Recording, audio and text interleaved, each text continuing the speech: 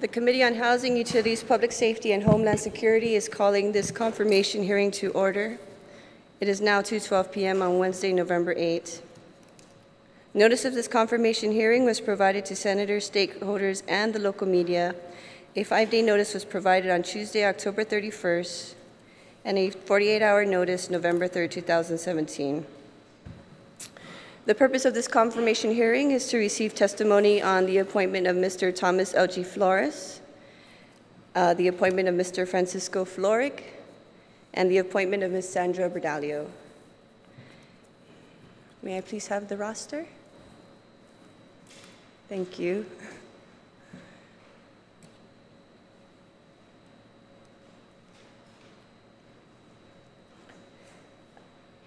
Perhaps we can start with Mr. Thomas L.G. Flores. Mr. Thomas L.G. Flores, who is a member of Guam Housing Corporation Board of Directors to serve a 6-year term from July 1st, 2017 to June 30th, 2023. Is there anyone that would like to speak on Mr. Thomas Flores' behalf? Mr. Flores, also, can you please come up and give testimony? Thank you.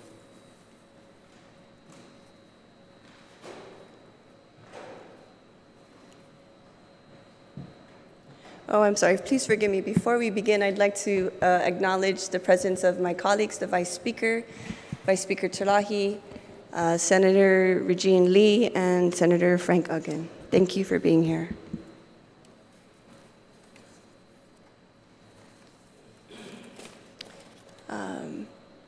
Mr. Duenas, Mr. President? Madam Chair, if I could, thank you for the opportunity. I'd like to just do all 3 nominees at one time. Read the testimony for each. Can we just go in order? Oh, no. Yeah, I mean, yes. Okay, that's fine. Just Mr. Flores for now. Okay, thank you. Thank you for the Let me see which version I have here. No problem. No problem. You know, I have written testimony, but I think I'd rather just do it, sure. Oral, and have my written for the record. So I thought, first of all, my name is Chris Duenas. I'm the president of the Guam Housing Corporation, and I thought the way I would address this today in speaking about each of the board members is, first and foremost, as you may know or will come to know, all of them have had extensive experience with Guam Housing. They're not new nominees. They're up for reconfirmation. So in order, I guess, so to start with Mr. Flores, when I first came on board and I was nominated for the position of president of Guam Housing, the first meeting that I had, actually Mr. Flores took me aside and wanted to meet with me right away and explain to me, what he was up to as far as his role on the board. And of course, he's the vice chairman currently. And he sat down, and he had a couple of the other staff sit down with me as well and go over one of his key initiatives that he's been pushing for Guam Housing and is almost coming to finalization. And that was to upgrade our IT system and to ensure that the Guam Housing Office up in Lada Estates was connected, and the software and all of the connectivity really was the same product, and that there was a seamless integration. And really, so we're trying as much as possible now to move away from paper vouchers and so much paperwork that we've had going back and forth in the past, and upgrading our system. And that's a real passion of his. Other than just the efficiency that he wanted to see with regard to this, this endeavor, the biggest thing was accountability. And all of them, in terms of our board members, of course, expressed that in every meeting. But he just seemed to be the gentleman that was most focused on that. So I certainly come before you today to express my full support for Mr. Flores. He has so much other qualities outside of just pushing that particular initiative. But I guess in closing, I would say, I think the other quality that he really brings to the board is his business acumen. He is a small businessman. He understands, the plight of folks who are out there every day trying to make a living. But he also, sees all walks of life with organizations coming before his business as well that, have limited resources. And so his I think his compassion, his heart, and his ability to work with everyone in the community, and his tenure at Guam Housing has been, very one of high regard and respect. So thank you for allowing me to say some words with regard to the nomination of Mr. Tom Flores. Thank you, Mr. President. Mr. Flores, would you like to give correction, Mr. Flork? Madam Chair, members of this committee, if I may, though, I wanted to speak. I wanted to speak in favor of both at the same time, only because we've worked as a team the last 6 years, and to avoid the redundancy of me repeating myself when Ms. Bordallo comes on, if it's okay if I just go ahead, I've got some cheat notes that I'd like to bring up, if that's okay with you, Madam Chair. Okay, it appears that these appointments go hand in hand, right? So perhaps we'll just call everyone to the table that'd like to give oral testimony for all the candidates. And Ms. Bordallo, can you please come forward as well? Chris Duenas, Tom Flores, and Mr. Flork, you're here. Okay, so there's enough room at the table, okay. So let's, perhaps we could focus on maybe what you'd like to say about Ms. Bordallo and Mr. Flores then, and then Mr. Duenas, you can kind of caveat on that as well. Thank you. All right, thank you. Thank you, Madam Chair. For the record, my name is Francisco Aquino Florig, and I come before you today to testify in full support of the reconfirmation of Mr. Thomas Flores and Ms. Sandra Bordallo to the Guam Housing Board of Directors. In the past 6 years, I have had the privilege of working closely with Mr. Flores and Mrs. Bordallo regarding Guam housing issues, and quite honestly, I am honored to have had this opportunity. Their integrity and character speaks volumes by the clean bill of health, if you would, that the OPA gives us every time they do their audits on our books, and they're quite impressed with the transparencies of our books. And that is not by accident. That's done because the board demands it, and the employees at Guam Housing also demands that they be their best. That being said, I know firsthand by working with Mr. Flores and Mrs. Bordallo that they both are independent thinkers. They owe no allegiance to anyone but the people of Guam and the protection of Guam Housing Corporation, in whom they serve, or we serve, I should say. They will not buckle under pressure and always use their moral compass to guide them in their decisions and issues that may confront Guam Housing. With that, I want to thank you for giving me this opportunity. Thank you, Mr. Flork. And Ms. Cecilia Perez, would you also like to give oral testimony? Mr. President, you can go ahead and... Thank you once again, Madam Chair. And once again, I would also like to recognize Senator Frank Uggan, who's here, as well as the Vice Speaker Chalahi, as well as Senator Lee. Thank you also for being here again today. So, Madam Chair, moving along to whom I call Mr. Chairman, Frank Florig, there's so many wonderful things you can say about this gentleman. I believe that sometimes it's things you do outside of the organization you're working for that speak volumes of your participation in the organization that you also are a member of. And I think we all know, but I think it bears worth speaking to again, is that Mr. Florig has always had a passionate desire to support Special Olympics and those with special needs, and he's been a champion for that cause. I think even just that in and of itself is enough to really warrant an individual of his caliber to sit on a board that really deals with a vulnerable population. But outside of that, I have to say that I call him Mr. Chairman because Mr. Florig is one of these guys as a chairman and as a board member that really focuses on the mission at hand when he calls a meeting. He has a philosophy that's shared by many good managers, and that is, if this meeting has to go beyond an hour, then we're wasting our time, because he wants everybody to be efficient, diligent, and give their reports in a very concise manner. He keeps us on track. I guess to close with regard to Mr. Florig is, once again, when I was first appointed to this position, he and also the vice chairman, wanted to have a lunch to where we could sit down and just discuss Guam housing as a whole. But just to, even though I know them personally outside of this role, just to once again see where I was at and give me a kind of a piece of their mind too, in terms of how they see Guam housing and what goals they want to see accomplished, and to kind of size me up. And so I think that speaks to them and their character, and also the fact that they wanted to ensure that my heart was in the right place in coming to Guam housing. And so that meant a lot to me, to know that I had their support, but they were only willing to give me their support if they felt as though my goals were in line with what they wanted to do. And those of you who know Mr. Florig, that's who he is. That's the kind of gentleman he is.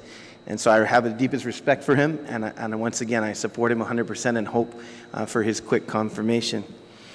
Moving along to a young lady that I honestly didn't know personally before, quite different than Mr. Flores and Mr. Florig prior to arriving at Guam Housing. I soon got to know her in the first meeting, just simply because she is an incredible stickler when it comes to the operations of Guam Housing.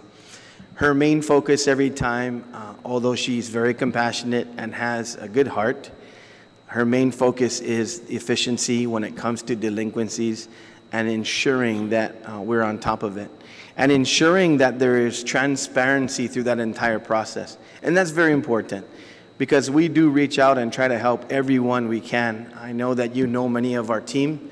Many of you are familiar with our team for many years. The last thing Guam Housing ever wants to do is either displace someone who is less fortunate and needs a place to stay, or if they're having troubles making their payments on their loan arrangement. That's the last thing. But there also has to be that diligence and that transparency and that effectiveness of knowing that there are others too that are waiting on that opportunity. So there must be that individual that makes sure that everybody's doing their job and holding to what we have to do when we have to do it.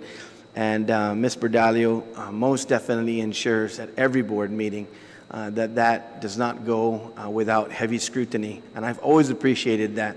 And she's very, like I said, very much a stickler when it comes to that. But of course, you may know, she also wears another hat. And speaking of compassion, she works a lot in social services, and she sees a lot of folks, and has picked up the phone a number of times to say, Chris, I want you to make sure that we have a client that needs help, and do what you can to make sure you prepare housing, and do what you can to get these folks, particularly in the veterans population. So she's very well balanced in terms of her due diligence and definitely dropping the hammer if it needs to be dropped. But she also has a great heart and a lot of compassion. So for that reason, I also ask for you to please confirm Ms. Sandra Berdalio as a director to the Board of Directors of Guam Housing. And with that, I'll close and be open for any questions you may have of me. Thank you, Madam Chair and Senators. Thank you, Mr. President. Ms. Perez, would you like to give oral testimony on all three?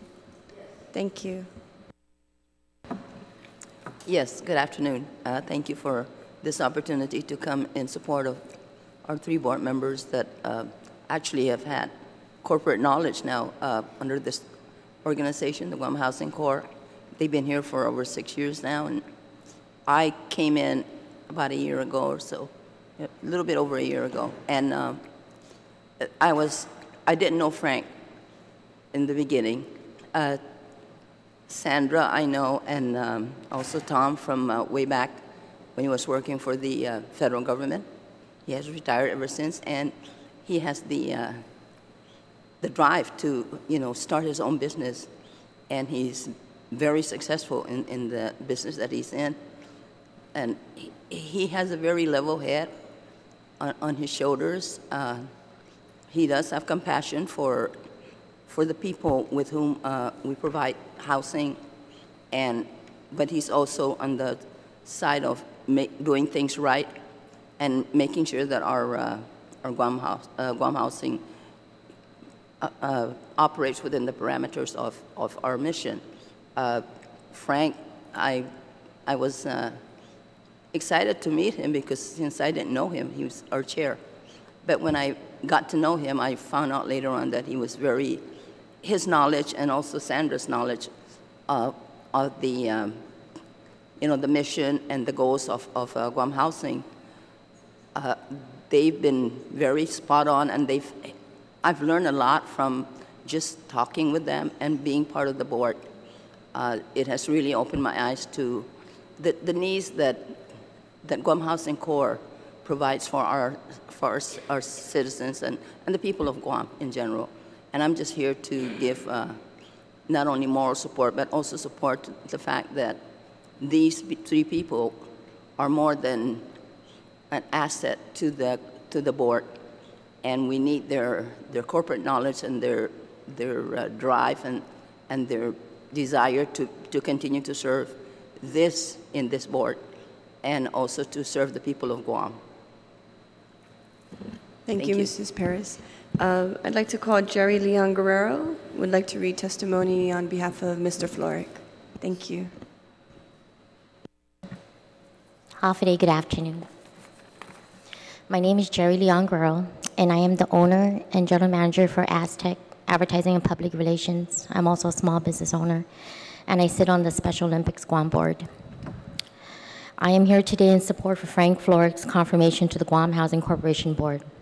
I have known him and worked with him on both the professional and nonprofit fields for over 10 years. He is currently our president for Special Olympics Guam, an organization he has seen for over 16 plus years. Frank is one of the few persons I've known who is committed to improving our island community. He is passionate, positive, and driven at progress and transparency in everything he does. He is well respected in our organization, and his love for individuals with disabilities is shown at 16 years of success. And he does it all on his own time, and sometimes on his own dollar. Reconfirming Frank as Guam Housing Corporation board member means ensuring integrity in the system and his commitment to do the right thing. Thank you very much. Thank you very much, Ms. Leon Guerrero. Mr. Flores, would you like to open up with your own testimony on behalf of your appointment? On your appointment? Usually we ask them to speak a little bit about themselves, their experience. Okay, yeah, I'll go ahead and thank you, Madam Chairman. Thank you. Or Chair. First of all, my name is Tomas L.G. Flores, Jr. I am currently with the Guam Housing Board, small business owner.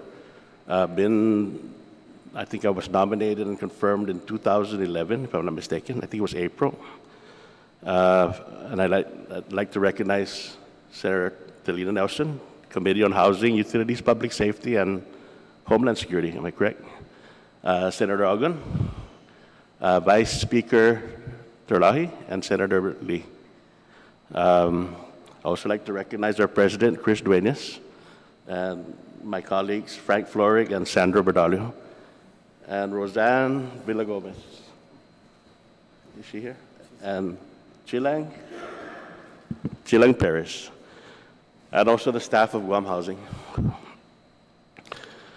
I'll introduce myself, my family background. I'm the son of Tomas Leon Guerrero Flores Sr., the son of the deceased Remedios Santos Flores, and in the order from my siblings, from the oldest to the youngest, the deceased Raymond Palomo, Barbara Justelana, currently residing in California, the deceased Gloria Guerrero, the deceased Berta Acosta, Patricia Cepeda, residing in Texas, the deceased Doris Jatar, and Pauline Borja, residing in Washington. I am the youngest of them all.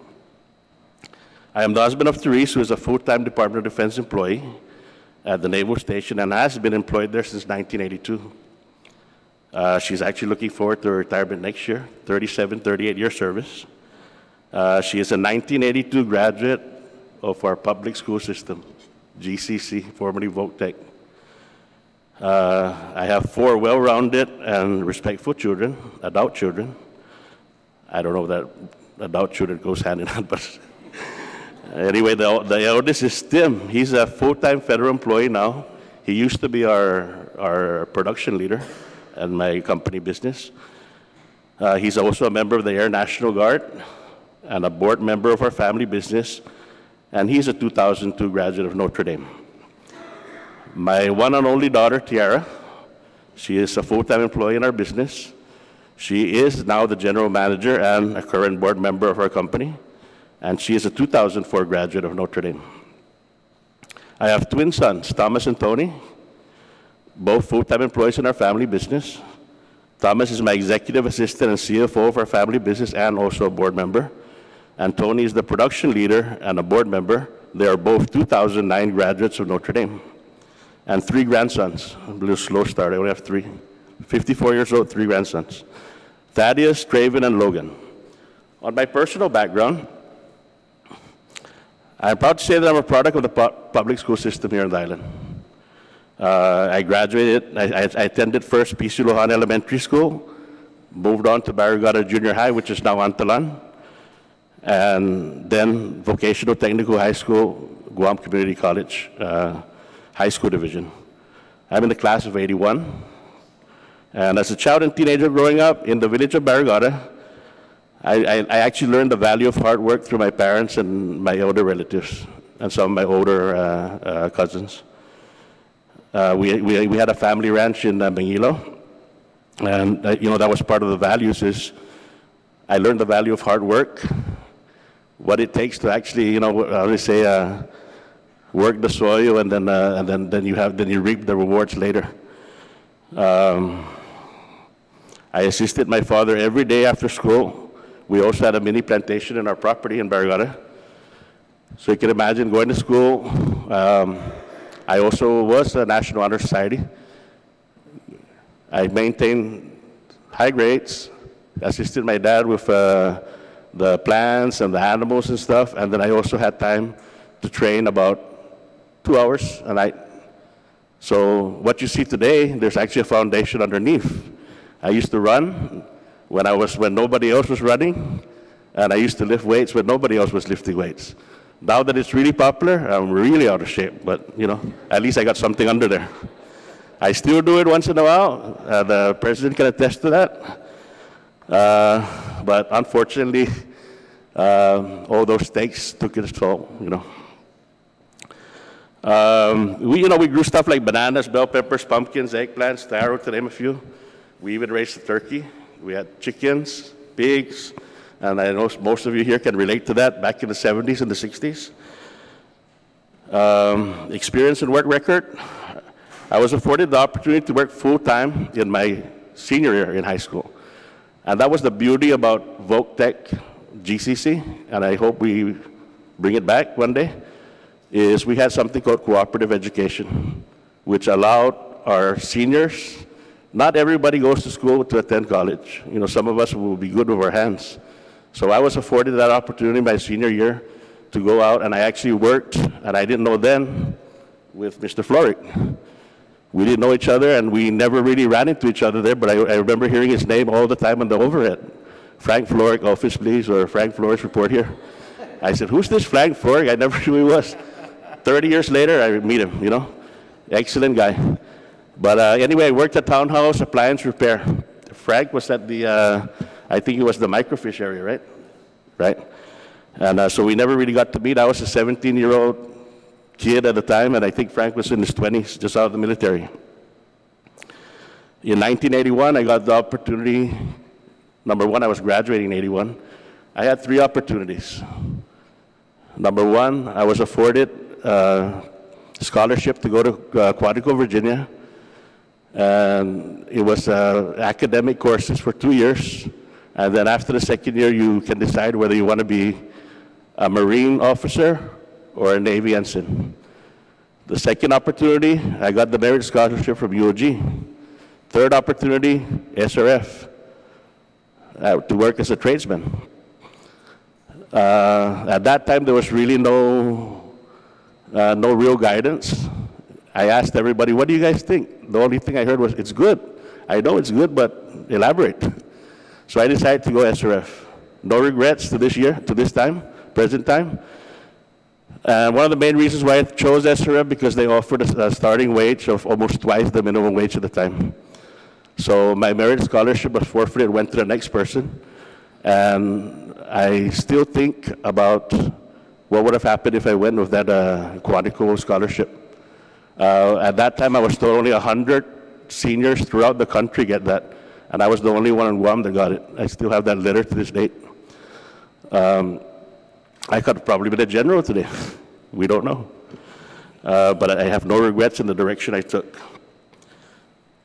In 1985, I graduated as a journeyman machinist.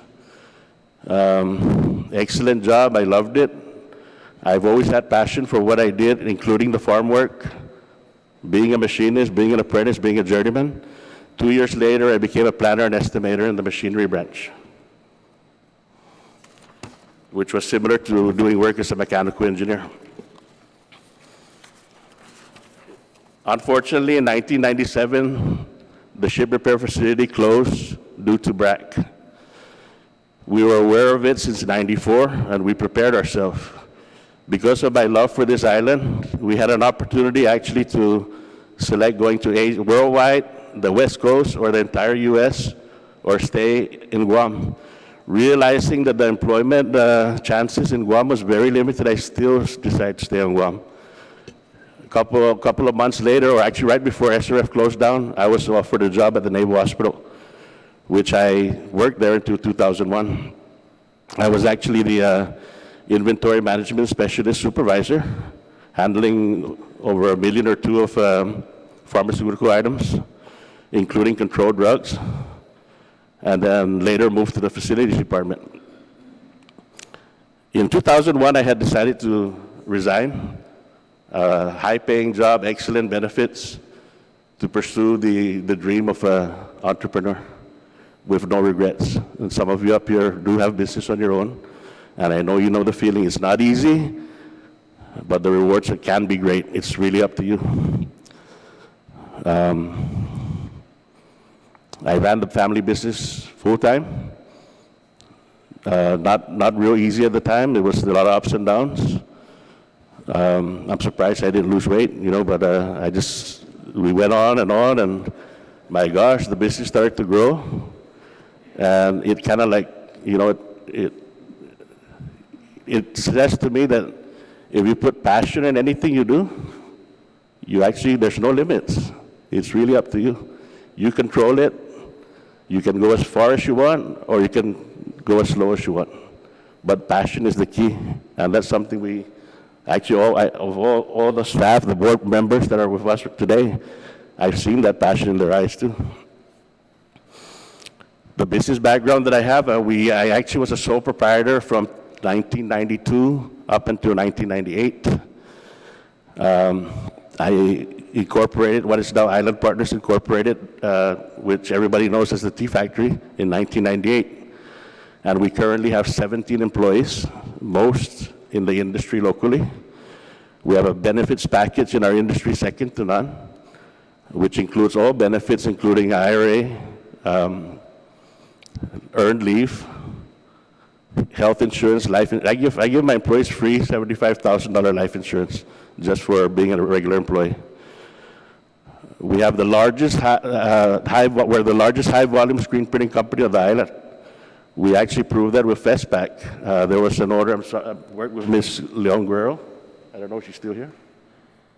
Yeah, that was about. That's a big volume of shirts, right, Jerry? And we were able to produce it within 4 or 5 days. So we got the call from Jerry's office, and I think she seemed kind of nervous. You know, can we really do it? And I said, put it in my lap. If I say yes, it's going to get done, you know. Lo and behold, Monday morning was ready for delivery.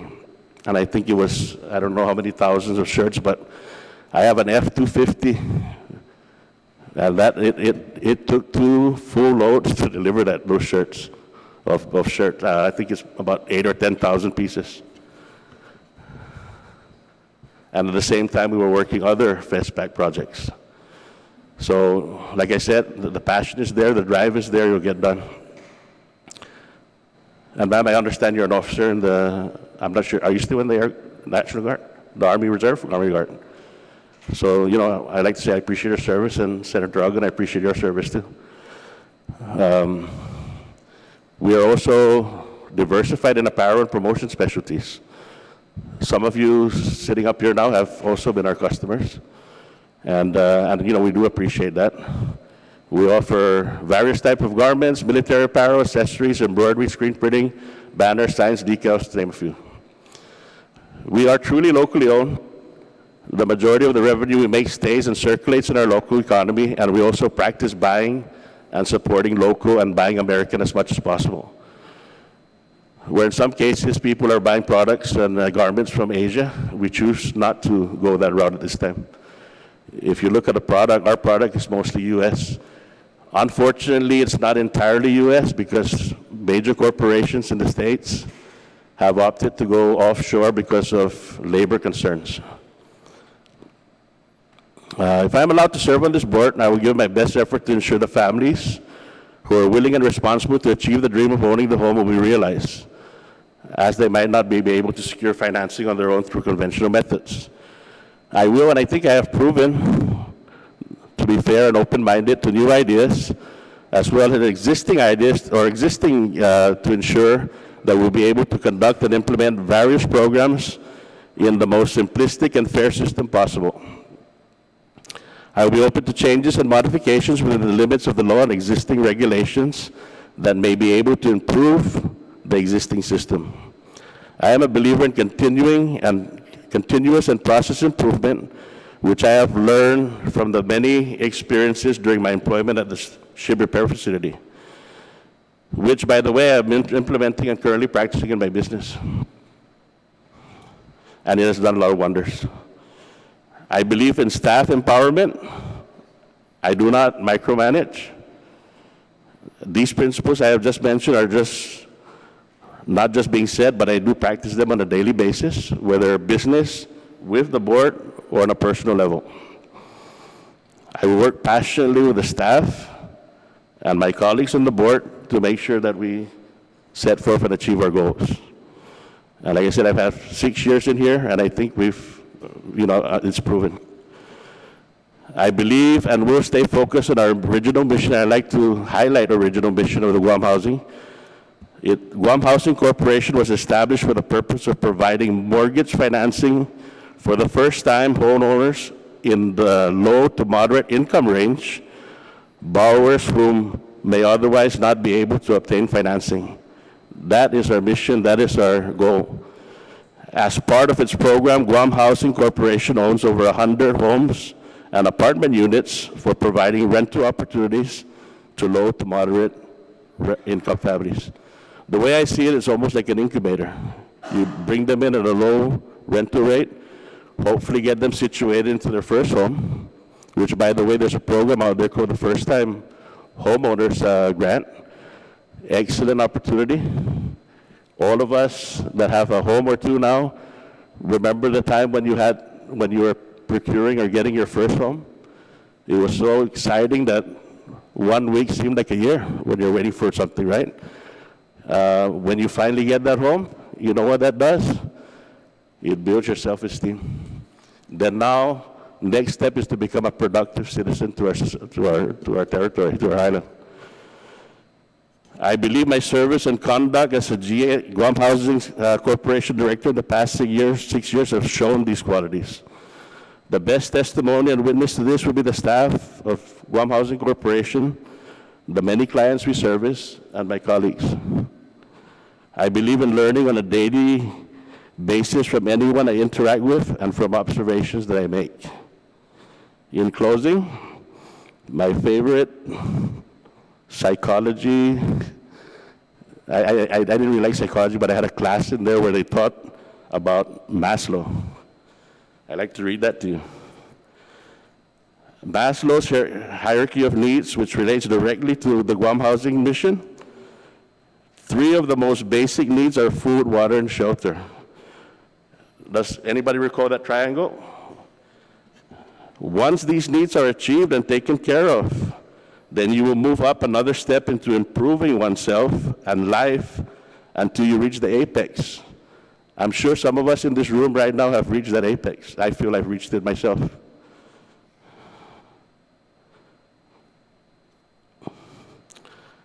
then that leads to self-satisfaction and realization of goals and dreams. And this is what our country is based on. Achieving this will most always result in a better person, which in turn will become a productive citizen of their society. You cannot help others effectively until you learn to help and improve yourself first. So as we get more people off of their plight, and most of the time it's through no fault of their own, you know. We got to give them a hand, see what they can do, have them reach up and see if they can make their own hierarchy. In turn, it will be better for the entire community. Why? Because now they they have their own self-esteem, they realize their identity, and they're able now to help others. And that's all I have for today, and thank you very much. Thank you for your time. Thank you, Mr. Flores. I'd like to now call on my colleagues if they have any questions. Senator Lee. Hafide, thank you, Madam Chair. Mr. Flores, it was said, and I'm really grateful to Senator Chris Duenas and everybody on the board who's kind of come and give us some additional background on you, in addition to your packet. But it really struck me when Mr. Duenas was speaking about your willingness to incorporate innovation and technology, really upgrading IT and bringing that to the Guam Housing Corporation. Seamless integration, he said, to increase their productivity and their effectiveness. So I definitely want to thank you and continue to challenge you to look forward to other ways that we can do this and really have Guam Housing Corporation be an example for other boards to follow in our government, because we definitely want to try to move in that direction. It was also said that you're an independent thinker, and I think, you know, my colleagues and I all agree that that's really important in being able to get to the best decision-making process when you're working on a board and working in a team. One issue that we constantly are hearing from many different boards across the government is issues with quorum and not being able to meet quorum. And I know that you're a busy guy. You have your business and your other family obligations to attend to. So I just wanted to ask you if you are able, I know that I want to thank you for accepting the governor's confirmation or the governor's appointment, but I wanted to ask you directly if you're able to commit the time to this board and make sure that you're able to show up for meetings. And I'll ask that of everybody. Okay. Well, Senator, thanks for the question, and you know, I can let the record speak for itself. You can actually see our attendance record. Great. And I, for one, I'll tell you, I used to coach kids in baseball too. And in 1996, I decided not to do it anymore. It was the village of Windward Hills, Georgia. A lot of the kids were still asking me. As a matter of fact, some of them are still around calling me coach up to this time. And some of them opted not to play ball the next year. And I said, why not? They go, coach, because you're not there. One thing about what I do when I put my foot into something, I go 110, 120, 150%. I would have not have come up to be re-nominated if I felt, or reconfirmed if I felt that I'm going to put 50%. And yes, I do attend a lot of the meetings. And when I go to those meetings, I try to be as prepared as possible, in some cases speaking to the staff prior to the meetings. And as a matter of fact, I've had some off during my time. I've met with some of the staff at their location and their offices when we seem to be coming to a bottleneck. And we tried to figure out how to correct that or widen that path so we can achieve our goals. Thank you very much. Thank you. Thank you, Madam Chair. Hi, Mr. Flores. I want to thank you for your 6 years already and the 6 years that you're also committing to. And all of you really and those who have testified as to the efforts to bring accountability, efficiency, improve without micromanaging. And I really appreciate those things in the government and your independence. I think someone's spoken to each of you, your independence on the board, and I think that's very, very important. I guess the only real question I have left, and thank you for all all the background that you've provided. I appreciate that also. I think the public likes to know who are serving on the boards. So I really appreciate all the additional information that you brought. What is your goal for the next 6 years then? And knowing what you know from the past 6 years, what's your goal for the next 6 years, if I may ask? Well, our goal with Guam Housing is to continue where we left off. I mean, there's still some unfinished business. There's some projects that are on the table right now that we'd like to proceed with. And of course, the one of my key projects, or one of my pet projects there, was the IT integration and upgrade. Now, I have discussed this personally with the Guam Housing IT contractor, and you know, it's not going to happen overnight. We wanna integrate rental, the mortgage department, and also have our software speak directly with Department of Administration software. We don't want to have rental doing one software spreadsheet, then have it come over to accounting at the main office, do another one, then go to DOA, and then there's another spreadsheet. That's, you know, it's a waste of time. We got better things to do that time. And the software cost is really small compared to the efficiency that we're going to gain. I believe that. And I've discussed this with some of the key personnel at Guam Housing, and you know, everybody's on board with it. It's just a matter of time now before we, you know, get the correct or appropriate software and incorporate it with what we do on a daily basis. Thank you very much.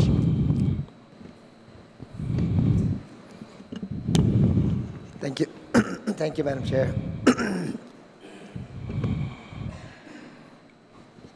I guess because you were giving me an opportunity, a second opportunity to be able to say a few words. Mr. Flores, I know that you've been a very successful businessman over the years, and since you first stepped into the Guam Housing Corporation Board, I'm certain that you have brought that particular perspective to the table, and I appreciate your service. You know, when you try to incorporate or try to bring in a business person to sit on a board, in many cases they would like to serve as a public service for at least a term of 4 years, 5 years, and then transition off and do other things. But in your case, you're continuing to accept Governor Calvo's appointment and continuing to want to serve our island community, so I appreciate that. And on another note, on a side note, I do know that you served in the Air Force, so happy Veterans Day.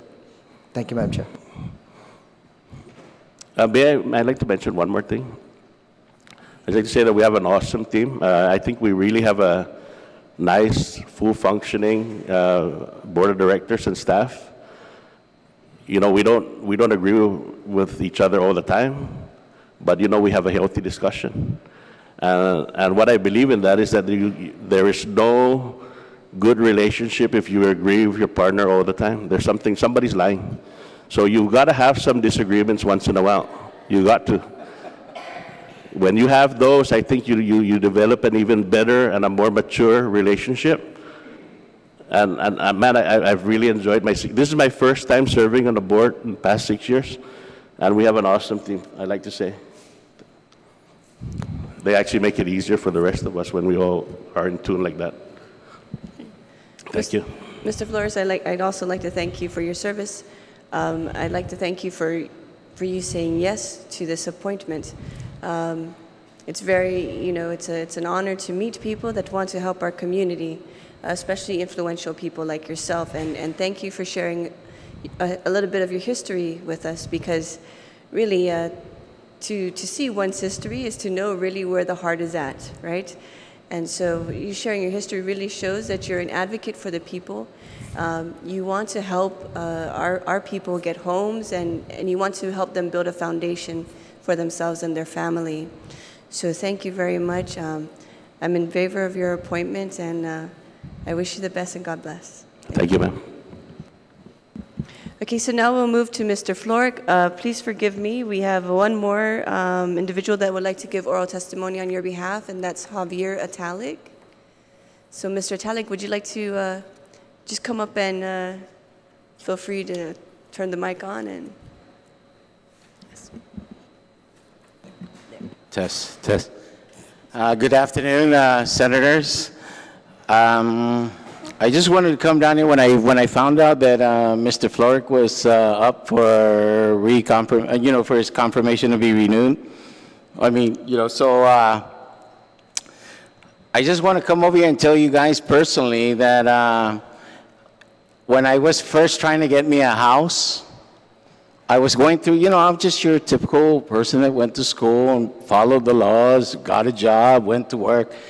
And then I figured out, okay, I want to start to try to buy me a house, and instead of paying rent, I might as well own it, right? So when I went through this ordeal, I was having some issues. And then Mr. Beneventi passed away when, when he was guiding me. So I didn't have no director for a while until Mr. Duenas came on board. But prior to that, the agency was without a leader, a director there. But I said, does this GHC, does it have a board? And then when I found out that Mr. Frank Florek was the chairman, I said, let me start with him. Because I figured, what's the worst that GHC could say is no, right? Because I was in a dilemma when Mr. Beneventi had passed away. But this guy, he could have just shoot me away, But one thing I truly admired is that he took the time out and he said, you know what, Mr. Talek, I know we know each other because I worked with his wife, Jackie, over at Land Management about some 20-some years ago. So I said, hey, Frank, if you could help me, I really would appreciate it. He just picked up the pieces where Mr. Beneventi left me at, and he told me, okay, this is what you need to do, this is what you need to do. And through his leadership skills, which I was really amazed, is that he found a way to make the board see what he was seeing, and he did it.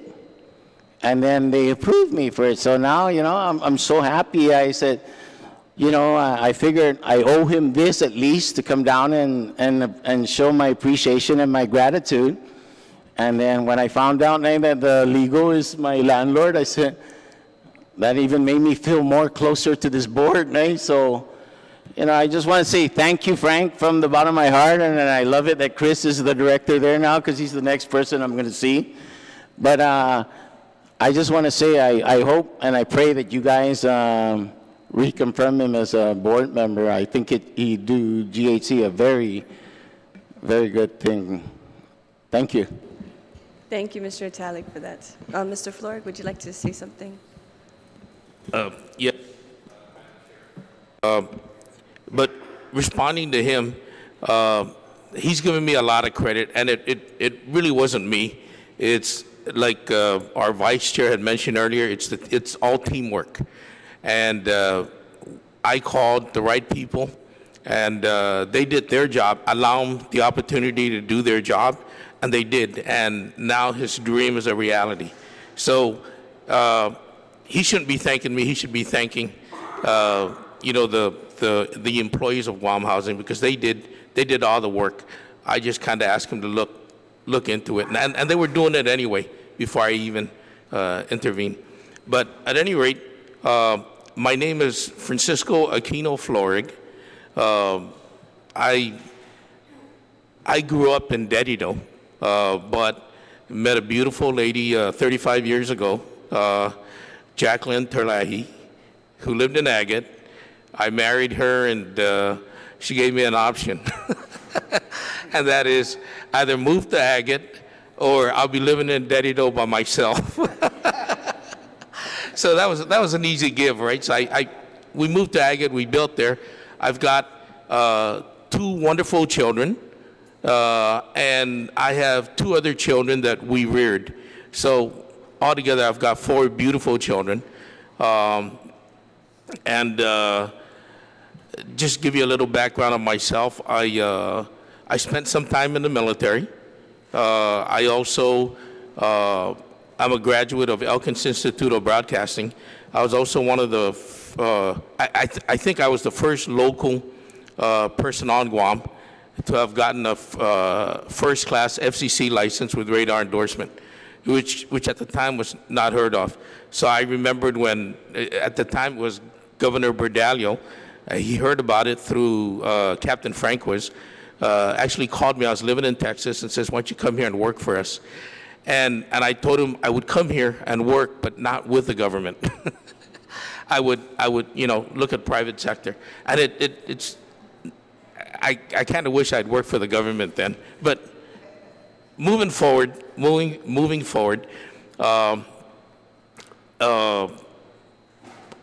also worked for 3M. I retired with 3M Company, a corporate giant out of Minnesota.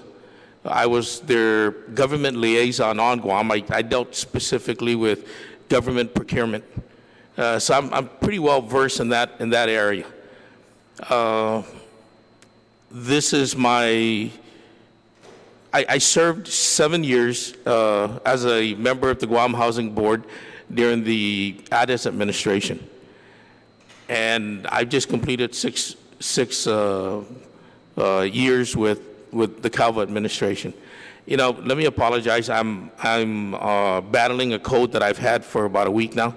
So if my voice starts to go off like I'm going through my second adolescent, it's because I'm really battling that right now. But at any rate, all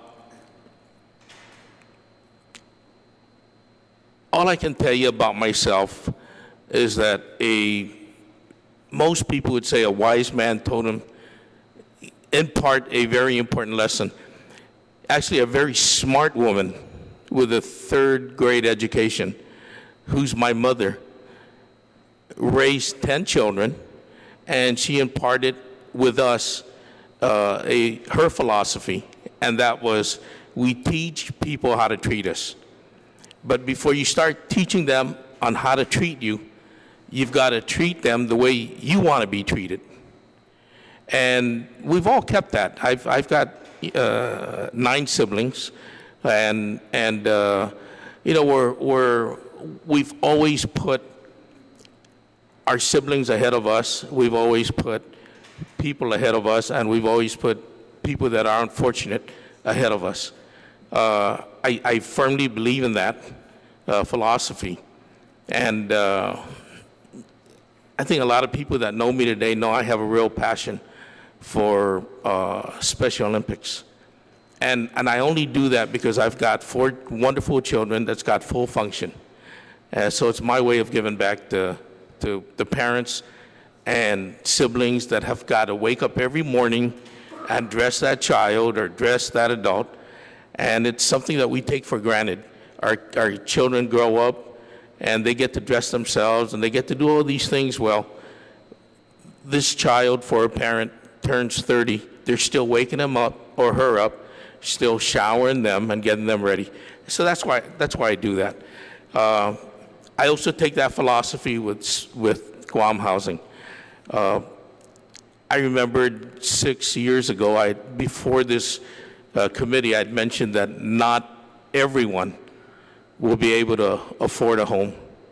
And I still believe in that, but I think that gap is shortening. And I think that we can truly make everybody feel that, because I think owning your own home is a very fundamental basis of any family. And by owning your own home, you build on that. And we should give everybody that opportunity. That being said, I really think that a really good program had started several legislatures ago, and that was the Housing Trust Fund. I think that's our ticket, very seriously. Maybe not getting rid of people without homes or the homeless, but it certainly would bring us closer to giving our community, everyone, a chance to own their own home or rent their own home. I'm ready to answer any questions you guys may have. Thank you, Mr. Florig. Okay, Senator Lee. Thank you, Madam Chair, and thank you again, Mr. Florig, for committing your time. And so I just wanted to ask if you're going to be able to make all of the board meetings. Oh, absolutely. I think if you look at my record as chair of, or actually any board I've served on, I don't want to say I'm really good at time management, because a lot of times I get these little hiccups. But if I commit to something, I will be there. Thank you. One other question that I had, we actually just had an oversight hearing for GRTA this morning, the Guam Regional Transit Authority, and transportation and the ability for low-income families to access transportation is very important to really lifting these families out of poverty, so they can access jobs without needing to buy multiple cars for their families and so on and so forth. So I just wanted to ask if Guam Housing Corporation has coordinated with GRTA to ensure that bus routes are conveniently located near the areas where most affordable homes are located. And if you haven't done that yet, I wanted to ask if you will commit to doing that. Absolutely. Absolutely. No, we haven't done that. I'll be honest with you, we haven't done that. Being that I'm involved with the Special Olympics, I see the challenges that our athletes currently have with the ongoing system. And I'm also a firm believer that if there's issues with that system and you start to add more pressure and more demands on that system is going to fail. So I am really hoping that with this morning's oversight hearing, I really hope that first and foremost is that would fix the issues of people with disabilities, because they don't have a choice, especially those in wheelchairs. And if that can be done, absolutely. I'm sure that our staff has thought about that. It has never been brought up, though, and simply because we're going to overload that system and it's going to fail, even before we can get it off the ground. Thank you. Vice Speaker? Yes, thank you again, Mr. Flort, for your service over the past years and your willingness to continue for another 6 years. It's a very long term, and but we're grateful. It really is obvious that you can establish consistency and really move the program forward with institutional knowledge. So I appreciate that. And the citizen-centric report for Guam Housing, it indicates that the funding, the Housing Trust Fund that you said is the ticket. Mm-hmm. It says, okay, that the new sources of funds for that were the escheated funds. And aside from, the past sources, that was the newest source that was added.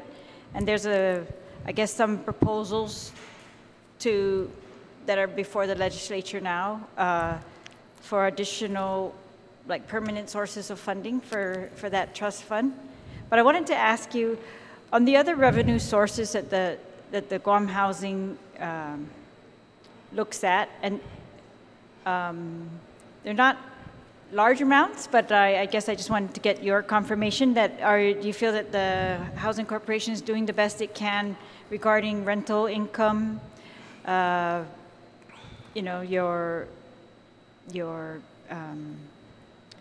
investments, things like that type of income? I really think we are. For that matter, in a lot of ways, we're stretching. And we have a certain sector of our community we need to serve. And if we reduce that, then we're going to have more people out there in the streets. Mm-hmm. So we've got to hang on to those. And I think we do a very good job in managing what funding and resources we have. We just need a little help, just like everybody else. We just need a little help. We're an autonomous agency. And, the banks would tell you that today that there are a lot of people that are falling behind. They would kick them off the streets. We can't do that. We would actually stretch to our limits. And we don't discriminate. You've got a child out there. We're gonna try to save your home. And again, we go back to that very fundamental that I honestly believe the home is the foundation of that family. So yes, answering your question, we do. I think the president, our staff, does a really good job at managing what resources we currently have. All right, and I appreciate that. Yeah, you are if if rental went down a little bit, then I understand your explanation that that might be the cause. Yes. And, but hopefully it's not a permanent No, it isn't. decline. All right. Well, I appreciate that very much. Thank you again. Thank you very much, Madam Chair. Just a slight correction, Tom. Mr. Flores, I know you served in the U.S. Army, so I apologize for that incorrect statement. The individual that served in the U.S. Air Force was Mr. Florig. So to the two of you, happy Veterans Day this week. Mr. Florig, thank you very much for extending yourself to the people of Guam. The reality is, if you take an individual who serves as president and CEO of the Guam Special Olympics, that individual has already amassed a certain level of knowledge and expertise in regards to serving our community. So this is really an extension of your public service to our people. So I really thank you very much for offering yourself and your service to our people. And you do have my support. Tom, you have my support. And Sandra, I'm going to close out with you. Ms. Bordalio, we've known each other. We go back many years with initially when I was working in the financial institution. And I know your hard work and your effort. I thank you very much for extending yourself to our community and offering to support in this particular capacity. And you also have my support. Thank you very much, Madam Chair. Thank you, Senator. Mr. Flork, I just want to say thank you for, again, your service and for coming out here and saying yes, yes to serve the people of Guam in this aspect. And thank you for all that you do, most especially with the Special Olympics, because I do also have some disabled family members that have partaken in the Special Olympics, and then also my aunt was a great advocate for Special Olympics. So I really appreciate that work that you do. It's a big grace to have you chairing it, and so thank you, and I support your appointment. Thank you. God bless. And Miss Bordalio, please. It's so nice to see you. I know, same here. Half a day and good afternoon to all of you. I know socially, informally outside of this office, and my name is Sandra Bordalio. I am the daughter of Tomasa Cruz Santos and Pedro Babalta Fejeran. I was raised in the village of Sinahanya, and I am one of 10 children. And my parents are working class. I am the only one of the 10 kids who have gone on to higher education. With that said, I've been on the board for about 10 years, and maybe a little bit over, if anything. I'm only going to echo, I'm not going to echo what these two have eloquently said about the three of us serving on the board of Guam Housing as a team and with the current staff and management.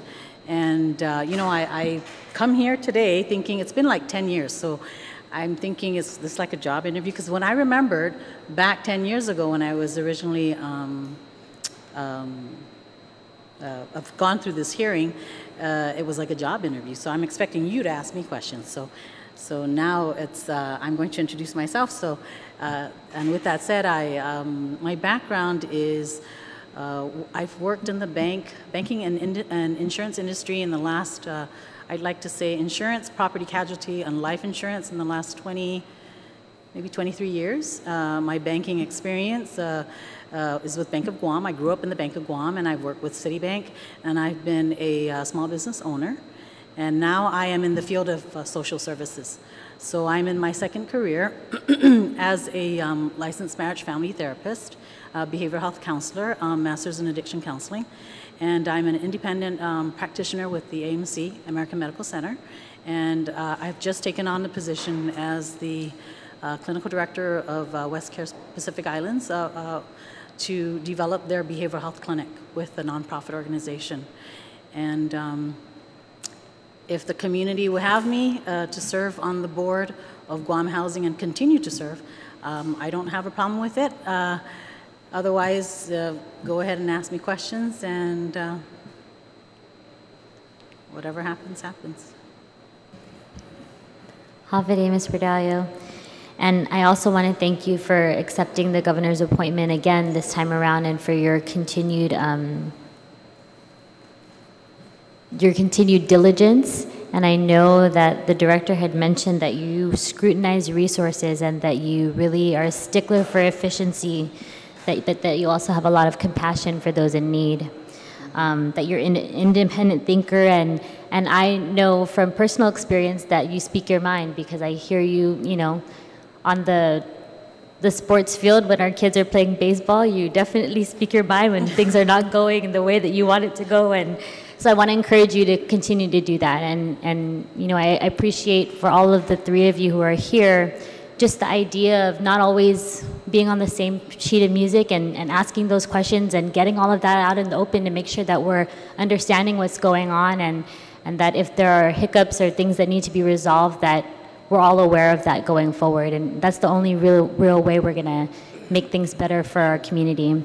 So I really appreciate that. But again, I want to ask you about your time constraints and if you're able to devote time to the board and making meetings as much as possible.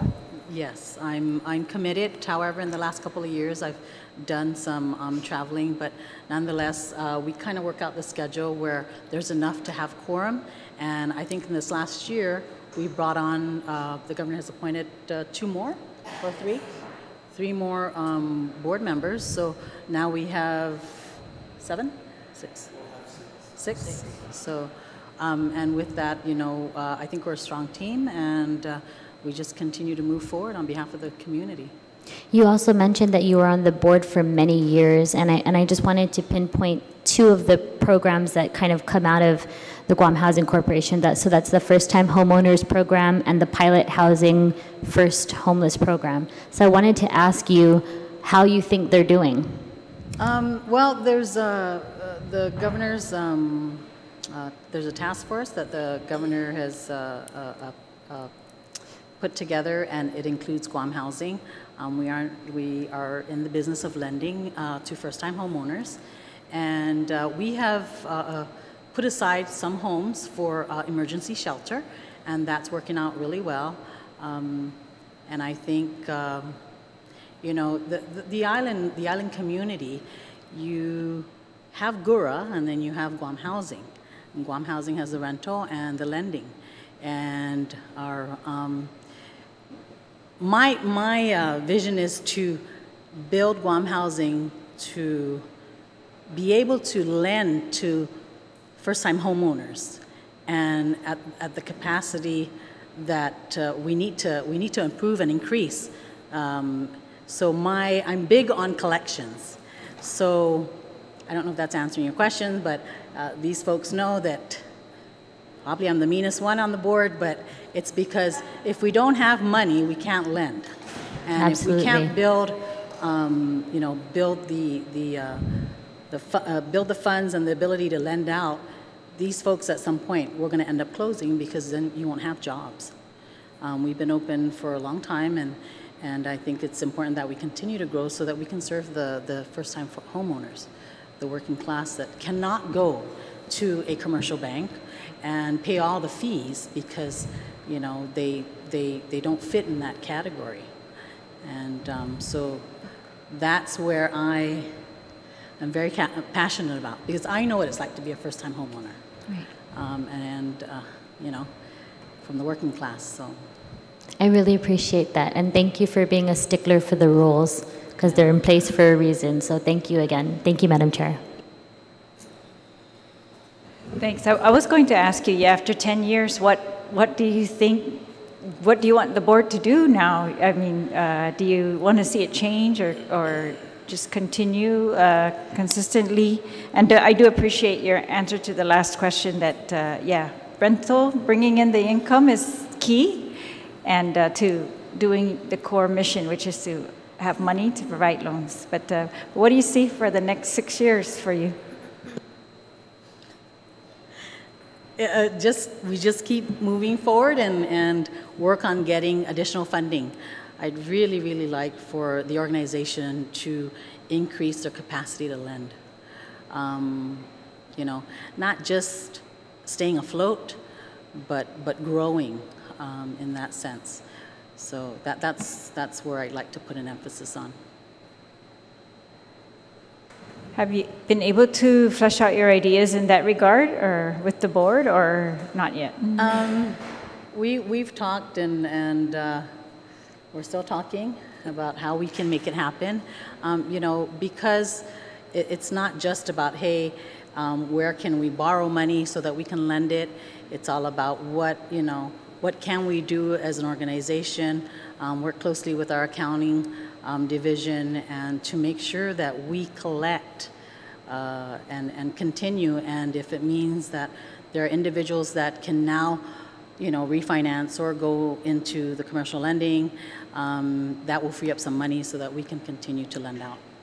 So, thank you, Madam Vice Speaker. I'd just like to say thank you for your service. We got to work together in the military, so I know how efficient you are, and I know how serious you take the job.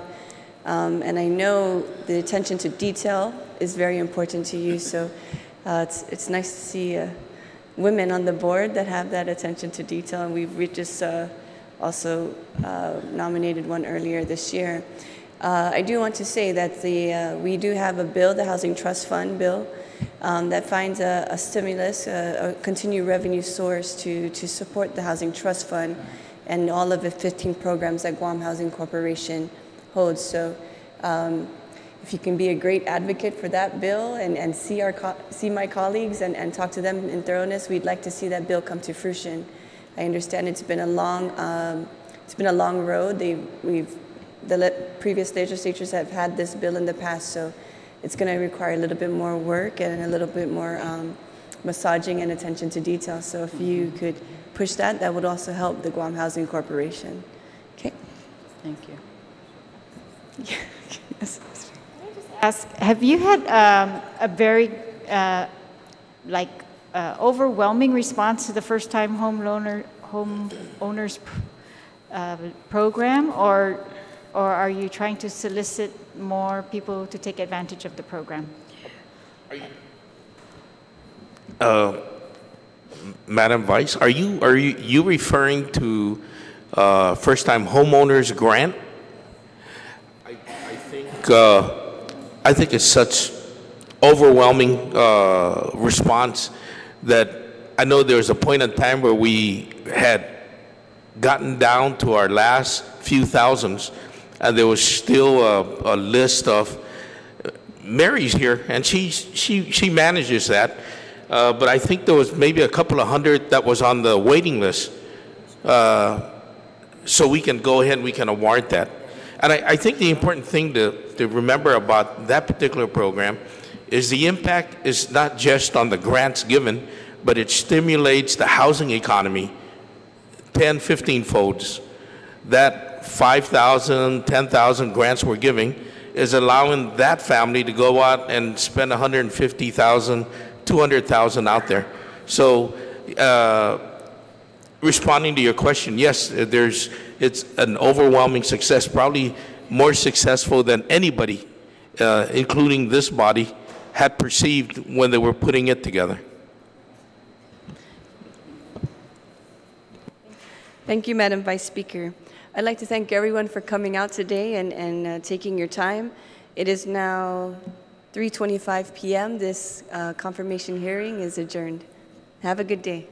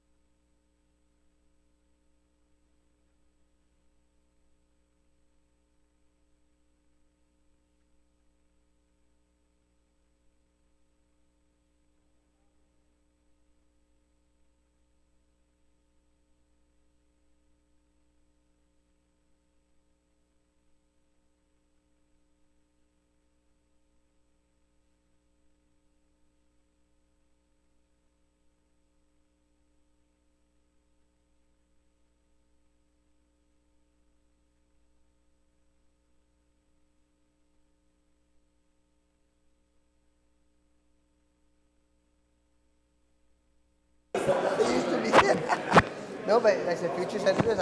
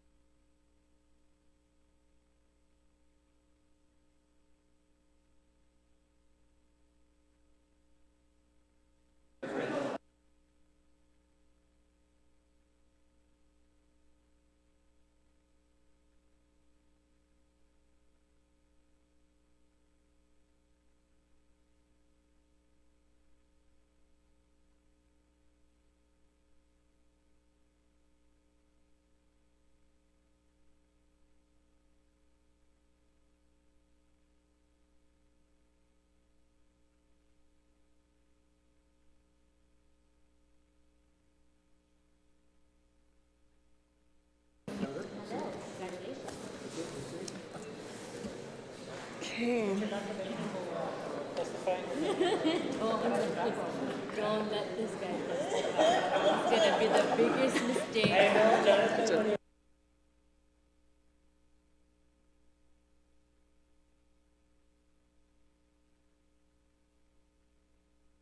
Ready? Okay.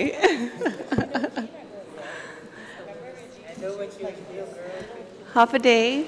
Good afternoon, everyone. The Committee on Housing, Utilities, Public Safety, and Homeland Security will now convene this roundtable meeting, this roundtable hearing. Today is November 8, 2017, and it is time, and it's currently 3:35 p.m. First of all, I want to ask your forgiveness for starting a little late. Our previous confirmation hearing ran a little longer than anticipated. So thank you for your patience, all of you, and thank you to our public safety officers for coming out here and taking your time. Your input is greatly appreciated and needed to address the concerns that we face today. In accordance with the open government law, notices were sent out via email to all senators, stakeholders, and main media broadcasting outlets on Tuesday, October 31st, and Friday, November 3rd. Today, the committee will be conducting a roundtable hearing on internal affairs units. We will be discussing some issues with Public Law 30-76, which is currently in Chapter 78 of Title 10, Guam Code Annotated. We will also talk about each agency's internal affairs unit or division, specifically the procedures, personnel, local and federal challenges, and then we will talk about the establishment of a possibility of a law enforcement internal affairs commission. Specifically, a transition period, the composition of the commission, and the local and federal challenges that you may face or are facing. This commission is meant to establish a fair process regarding complaints against our law enforcement officers with the goal of increasing transparency and improving accountability. The legislation to establish this commission is going to require a lot of research and also support so everyone can be happy and come to a compromise if this is something that we feel that the community and is in the best interest of our public safety agencies. Okay. I'd like to thank Senator Uggan for being here and Senator Lee. I'd like to thank the Department of Corrections Director, Deputy Director, Chief J.I. Cruz, our Assistant Fire Chief, Manabusin, and our Chief Perez, our Post-Commission Chair, Commissioner Mr. Santo Tomas, and please forgive me if I forgot you, Chief Robert Camacho. Thank you. You know, this comes into an opportune time for us as a community because of the many issues that have been surfacing within our public safety. And it also gives us an opportunity as a body and also as public safety officers, law enforcement officers, to share with the community what we are doing, what checks and balances are in place, and to reassure them that we are working for the best interest of their safety. And so, you know, we brought this up several months ago discussing the possibility of an internal affairs unit.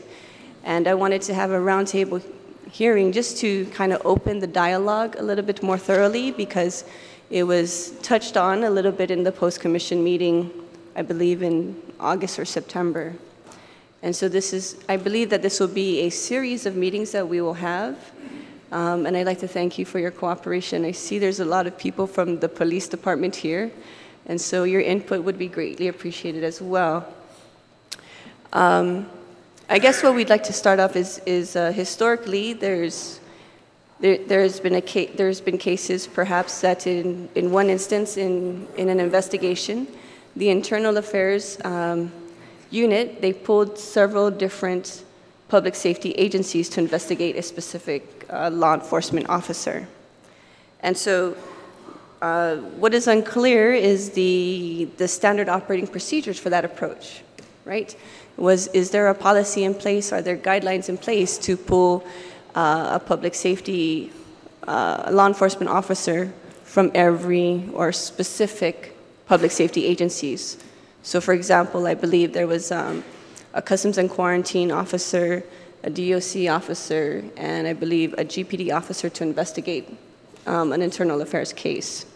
And so that's a question that I have. And then it's also to my understanding that not all of our law enforcement agencies have internal affairs policies and procedures, standard operating procedures in place.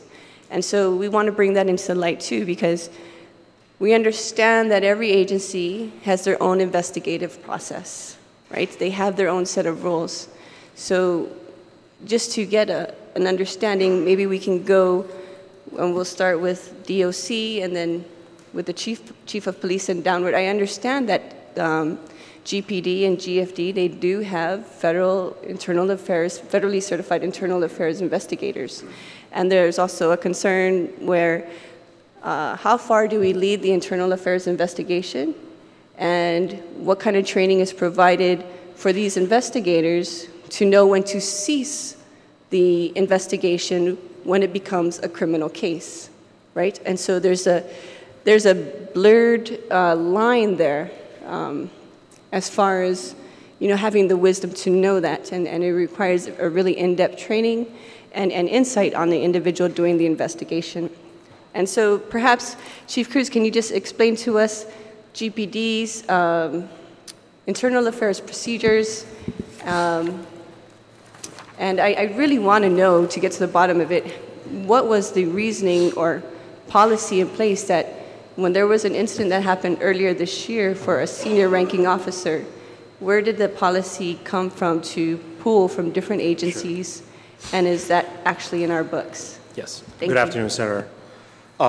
First off, to answer your question about our policies and procedures, the Guam Police Department does have an internal affairs policy and procedures under General Order 82-01.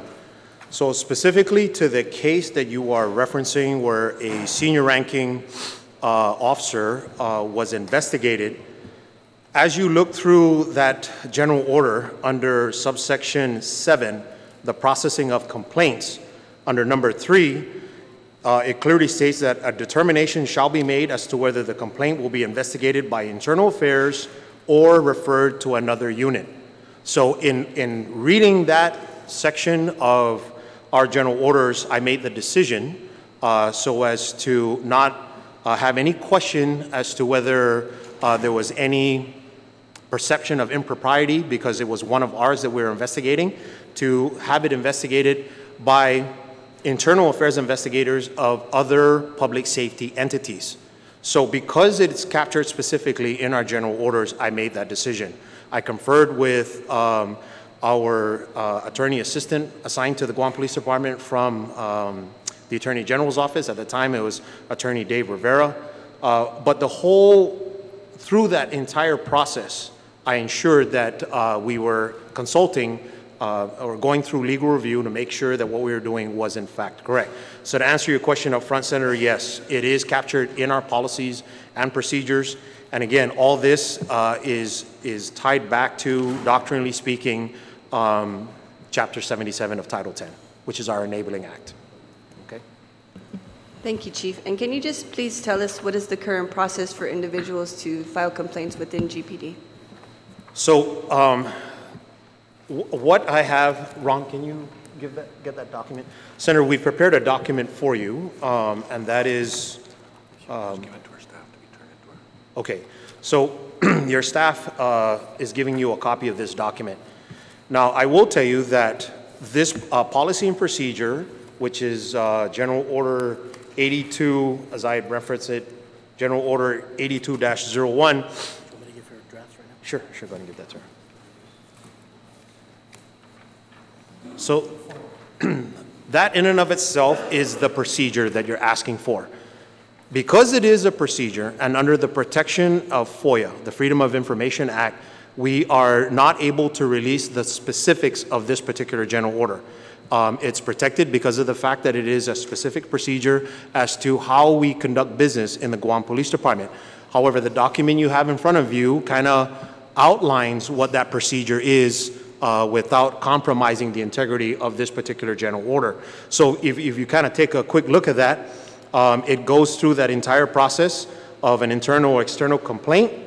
If there is a criminal aspect or there is a criminal side to this whole thing, the two investigations run parallel to each other, never to come in contact with each other.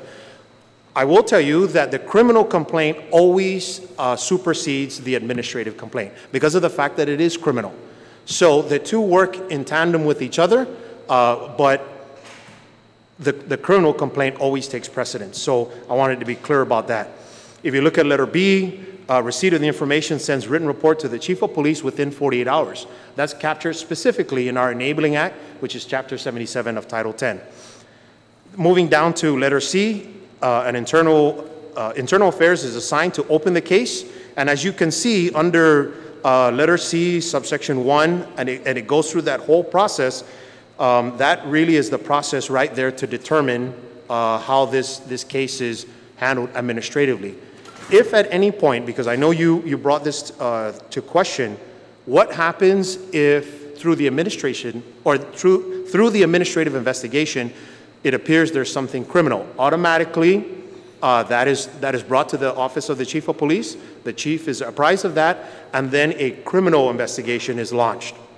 Again, the criminal case takes precedence over the administrative case, but to answer your question, the administrative or the internal affairs investigators do not investigate on the criminal side of the house. That would be, those two investigations crossing each other.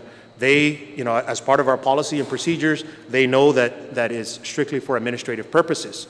Should they find out that something's criminal, the Chief's office is advised, the Chief then launches a criminal investigation. So that's the answer to that particular question that you had.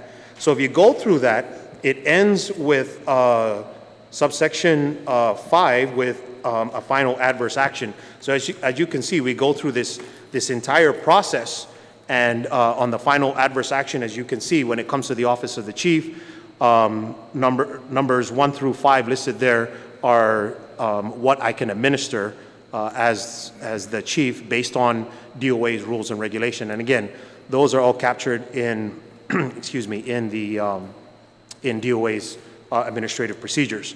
So continuing on, where we may potentially see conflict of non-standard official internal affairs investigation, should there be a case where I myself as the Chief need to be investigated for some allegations against myself, then this, what you see under number 2, that would take effect. Obviously, because I am the Chief of Police, I could eventually or effectively influence the outcome of that and influence my own internal affairs section. So that would fall under this particular case. Because the internal affairs section of the Guam Police Department falls under the office of the Chief of Police. Any police officer assigned to the Chief's office would fall in this category. In particular, Captain Paul Sayama, my staff assistant, this too would fall under this category. Internal affairs would not be able to investigate him because of the fact that there's conflict. Another hypothetical situation, any influences for people who I am accountable directly to.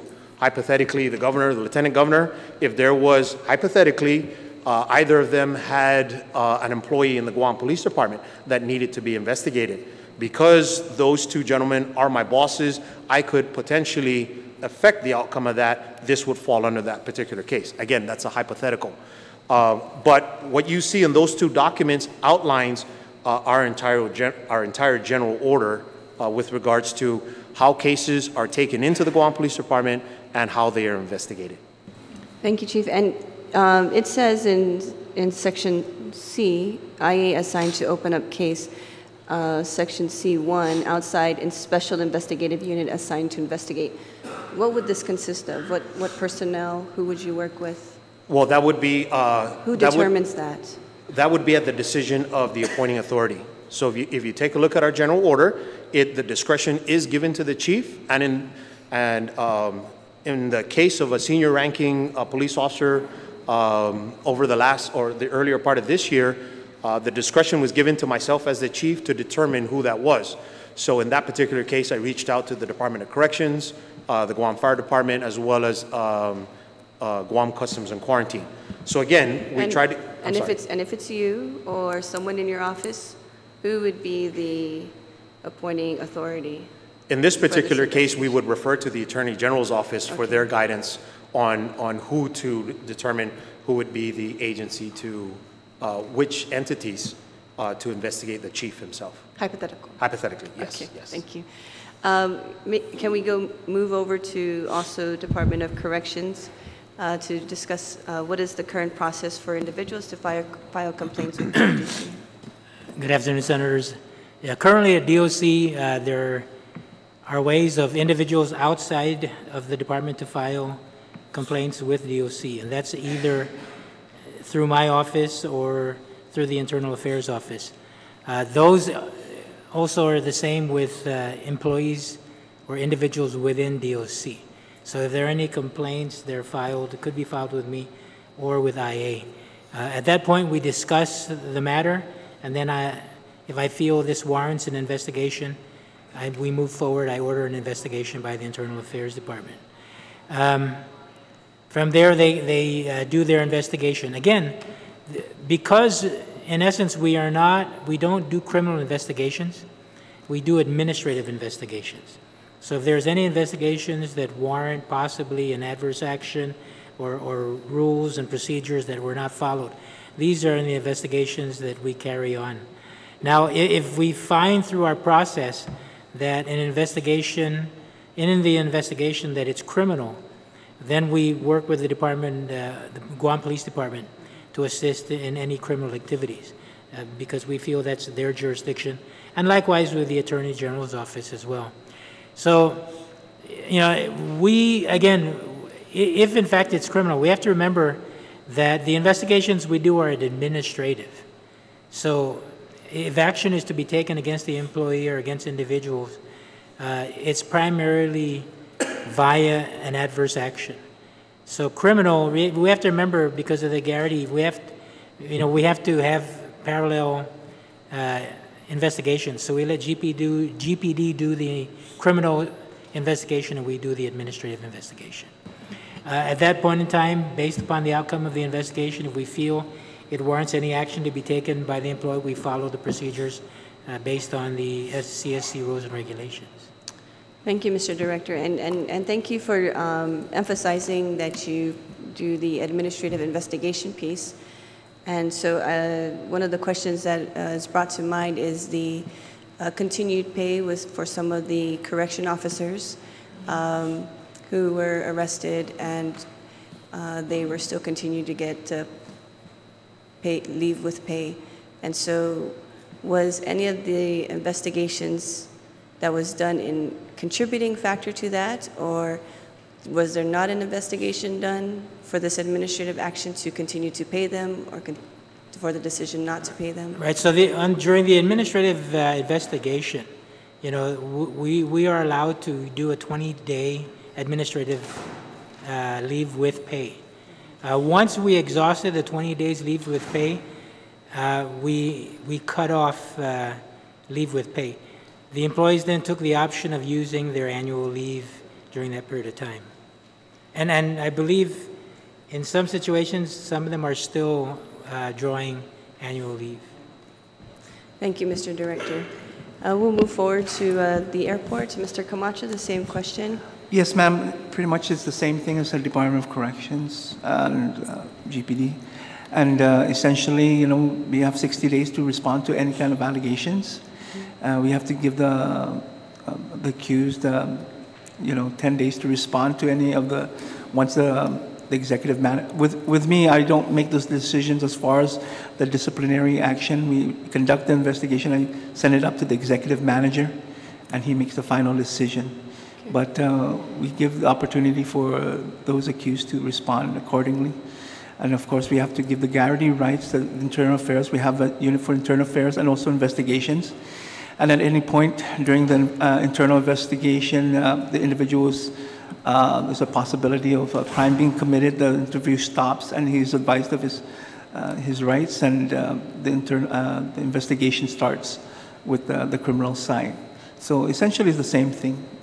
Thank you, Chief Camacho. And can we get a copy, if you could send a copy of your policy, rules, and procedures for your IA? We did not receive one. Sure, ma'am. From you. Thank you. All right. Chief Paris? Thank you, Senator. Pretty much I have to mimic what my counterparts are saying, and that's only because we have to follow a set of rules, and we have to identify that there are two types of investigations that get performed. It's either a criminal investigation or it's an administrative investigation. As was stated earlier with the other law enforcement entities, the Internal Affairs section does not conduct investigations that deal with criminal violations, because once they detect a criminal violation, it has to get referred, because we have to strictly deal with the administration portion of it. So we look at violations of whatever rules we've established for the agency or standards of conduct. And as was mentioned earlier also, we also deal with having to read out the guarantee rights to ensure that the officer is aware that he does have certain rights and there are certain things that he's not able to do. Now, as far as the complaint process, if somebody feels like they've been violated or disrespected, they can come in directly and file a report with the director's office, or they could send an email. And if it warrants something, what we would do is we would task our internal affairs section to conduct an investigation, or if they want to come in and file directly, there's an official complaint form that is readily available that they can fill out. And normally what happens is that the internal affairs investigator, after he goes through the information, he will conduct follow-up interviews and maybe follow-up questions with the complainant. And then from there, there's a notice that goes out to the officer who was in violation or alleged violation, and then he's given notice that there's a possibility that he may have violated a section either of a standard or a rule. And one of the things that we have to be clear on is that when we conduct an investigation, and I notice it says how long from the time a decision is made regarding the case. It depends really on the complexity of each case. Some are simple, cut and dry. Somebody saw somebody say something rude or in violation that is discourteous treatment of the public. That's pretty much cut and dry. But if it's something that you can't really determine and it takes a little bit more thought and investigation, then of course that's going to take a little bit of time to determine. So we also have to be cognizant of the Civil Service Commission's 60-day rule, in which you have to generate a notice of proposed adverse action and then ultimately hear the person's reasons for what may have happened, and then within that 60 days come out with a final notice. So pretty much it's kind of like we all follow the same rules, and we're all given training on civil service policies to ensure that if we're going to provide any type of notice of proposed adverse action or final notice, that everything's within a set guideline or calendar. Okay, thank you, Chief Perez. And can I also get a copy of your SOP and policy, please? We reached out to you guys, we didn't get anything. Assistant Fire Chief? Afternoon, ma'am. Good afternoon. I'm the acting fire chief. Acting Fire Chief. The current process for individuals to file, thank you, to file complaints with the agency, the fire chief may assign to the appropriate bureau chief or to the staff inspector. Internally, employees may file a complaint via the chain of command using the DOA grievance procedures.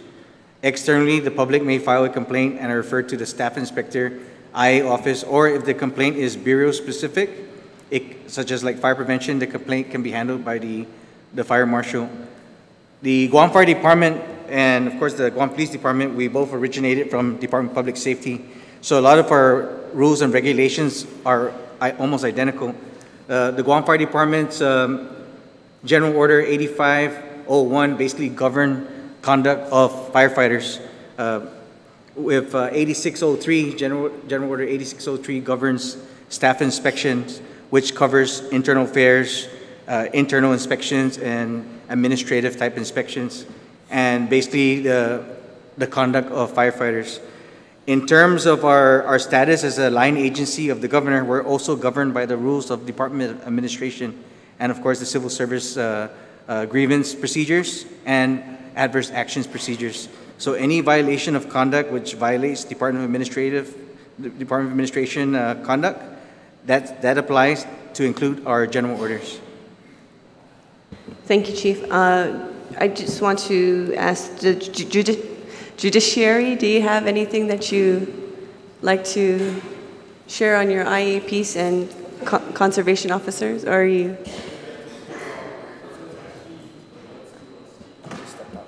Oh, okay. And our conservation officers, do we have a? The mic's coming to you. As I was instructed earlier before we came here, our procedure would simply be to seek assistance from the Guam Police Department to conduct any internal affair investigation. So that's all I can tell you right now. All right, thank you very much. Can you just state your name for the record, please? And Conservation Officer Chuck Flores. Thank you, Chuck. Thank you. Okay. Is there anyone that would like to speak on behalf of some of the increase? Yes, sir. Thank you, Senator. My name is Bill Regis, Director for Parks and Recs. Okay, just for everybody's information, Parks and Rec has no internal affairs or unit or division. And since I've been with DPR 3 years now, the only complaints that comes before me is all grievances, which is handled and normally resolved in-house. So I feel fortunate that it's only grievances, but should there be more than that, such as criminal, then of course I will seek the assistance of the professional GPD.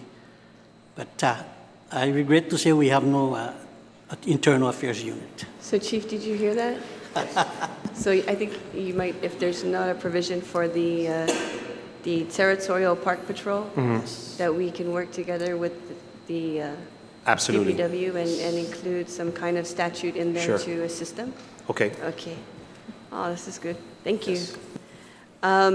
Is there anyone in the audience that would like to speak with regards to the first question? Has there been any challenges that you have faced, or are you just here for support to show how many blues we can fit in the public hearing room? No? Okay, very good. Senators, do you have any questions so far? Thank you very much, Madam Chair. I guess my question is not necessarily geared towards the criminal component, because that has a specific and a determined timeline in terms of being able to ensure that it follows a certain procedure. But the administrative component, if in fact there's an administrative investigation that's ongoing, that 60-day timeline mark over the course of the last 15 years certainly has been one of the issues that has been brought up, where in fact different agency heads have not met that particular timeline. So are we all on the same page in regards to understanding specifically that requirement and ensuring that Civil Service Commission timelines are appropriately met? Senator, on speaking on behalf of the Guam Police Department, I would answer by saying absolutely yes. We follow DOA's administrative rules and regulations, as well as the Civil Service Commission, to ensure that we are within that 60-day timeline.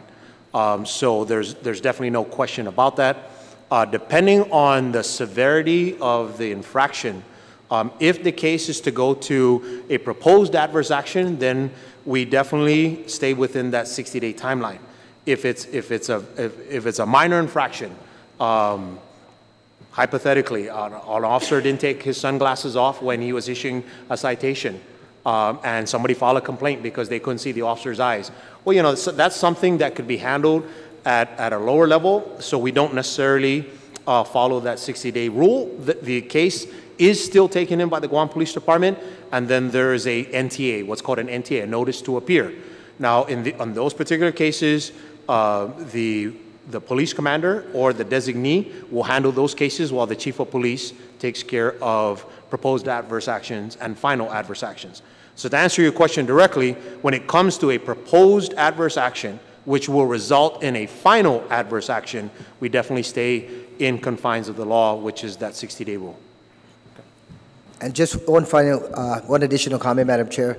I know that it was mentioned by the Chief of Police a little earlier, but this idea about perceived conflict of interest certainly is an area that our people continue to be concerned about, whether in fact there's a relationship. And I'm glad, Chief, you mentioned a little earlier, if in fact one of your immediate personnel that works directly in your office were to be directly affected, then you would have to remove yourself from that particular situation and allow for an external investigation to be conducted appropriately.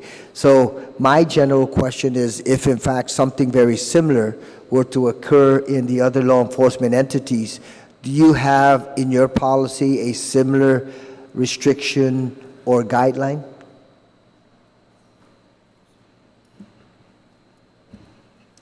Anyone? Go ahead. Okay, go ahead. Shoot. I'll go.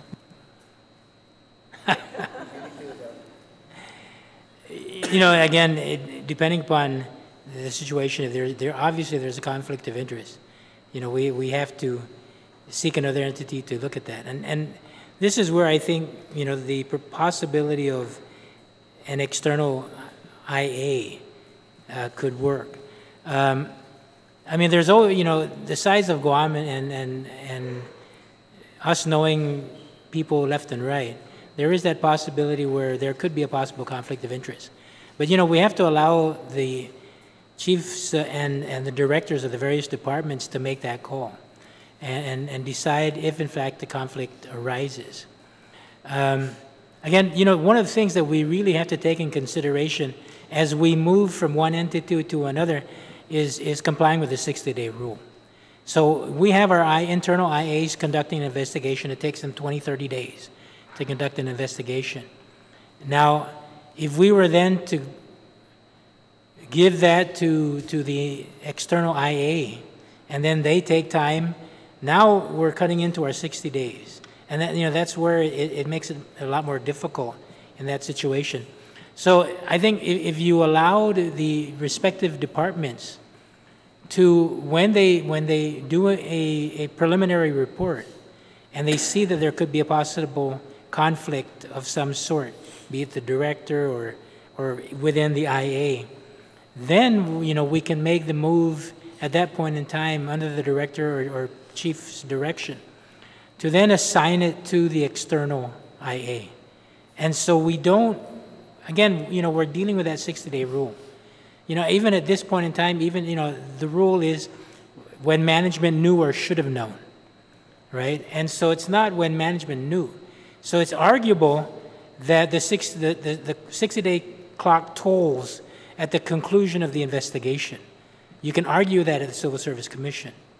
So, and I know in the past that it has succeeded, that you can actually begin the tolling upon completion of the investigation, but you're going to have to plead your case very well.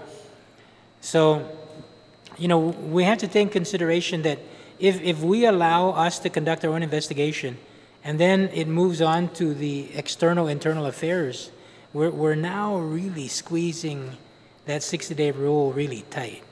So, you know, that's where, you know, if you can allow the various police chiefs, fire chief, and other directors within the public safety to make that call. If they feel that not for anything automatically to go to this internal investigation department, we should be able to make that call. Can we do the investigation? And if there is a conflict, then, we'll make that call and then we'll assign it. But we really need to move expeditiously to ensure that we're not compromising ourselves on that 60-day rule. Because the reality is we have to issue a proposed adverse action probably within 40 days. 44 days is, to me, is my safety net. Because remember, the employee has 10 days to respond. And then you have to review the employee's response to the charges and then make your decision on what the action should be taken. And remember, the action you can do is either suspend, demote, or terminate, or do nothing. So you have to really take all that evidence into consideration, the statement made by the employee. And if we were mandated to take our investigation now to this other level, man, it's going to be really difficult to beat that 60-day rule. So, these are things that we have. But if you allow us, in the beginning, as we launch a preliminary investigation, and say, my IA guys are all conflicted out. So immediately I contact the internal IA. You guys have to take care of this. Or, for example, if it's a senior ranking officer, because again, that senior ranking officer, if he gets off, could easily, retaliate against those investigating against them or testifying against them. So, these are things that, as we move forward on this, and I know none of you are willing to expand that 60-day rule. So, we need to live within that 60-day rule, regardless if we add on an additional level to the action. Thank you, Tony. Yeah. As I understand, and correct me if I'm wrong, but I believe that there's also a provision that if the agency wants to extend the 60 days, they have to write to the commission for an extension. So that's right. Is there? There's some, yeah, okay. So I stand corrected. I wasn't too sure, but I thought that was a provision there.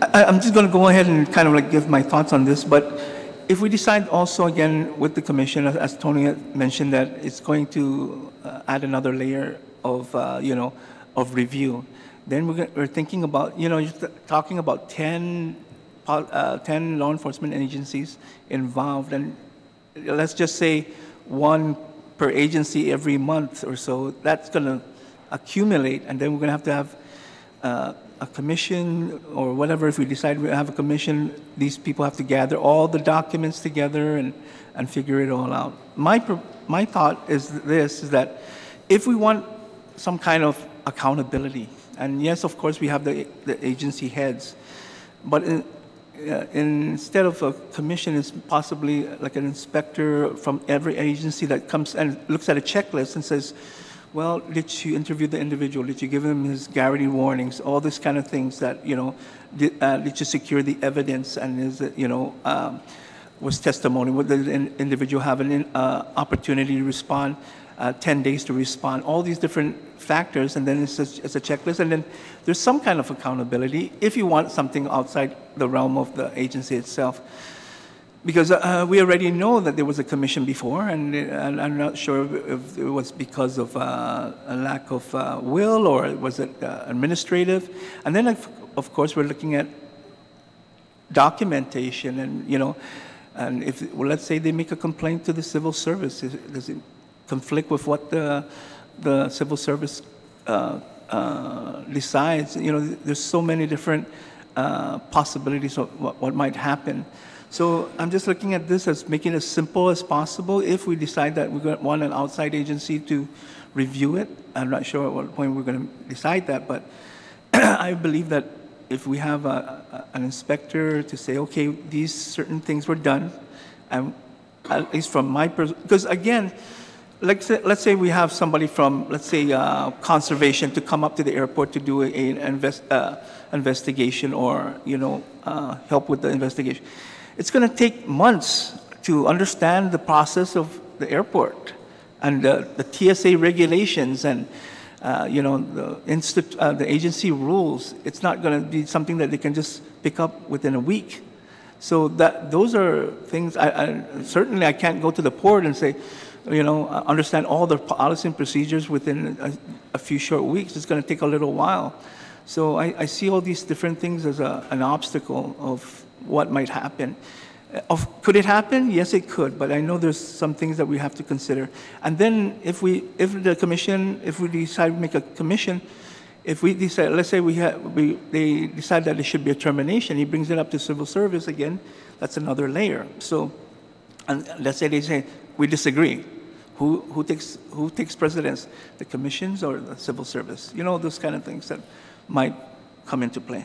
So again, that's my thoughts. I guess my final comment or question, Madam Chair, is when, in fact, do some of the agencies that don't necessarily have immediate access to a legal counsel, when the nature of the possible action, you know, reaches a particular threshold and could lead to suspension or dismissal, when do some of the agencies now look directly to acquire legal advice, whether it's from the AG's office or elsewhere? Because that's certainly an aspect that will come into play. So perhaps, Senator Lamarena, you may have a direct response from your, no, in terms of your agency having had access or needed legal advice. Or Acting Chief? I actually work internal affairs and staff inspection, so I want to make sure that we qualify something here. The internal investigators, the staff inspector, they basically act proxy for the agency head.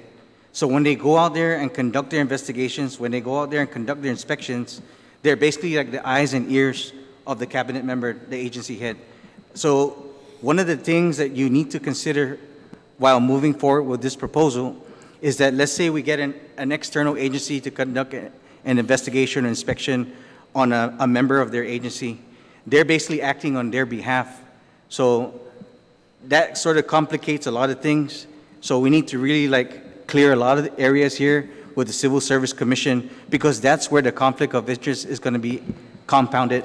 Because let's say I go out there and let's say Chief Cruz says, Joey, I need you to go out there and conduct an internal investigation because there's a conflict on my part. Well, by me going out there, I'm still representing him. I'm not representing the fire chief.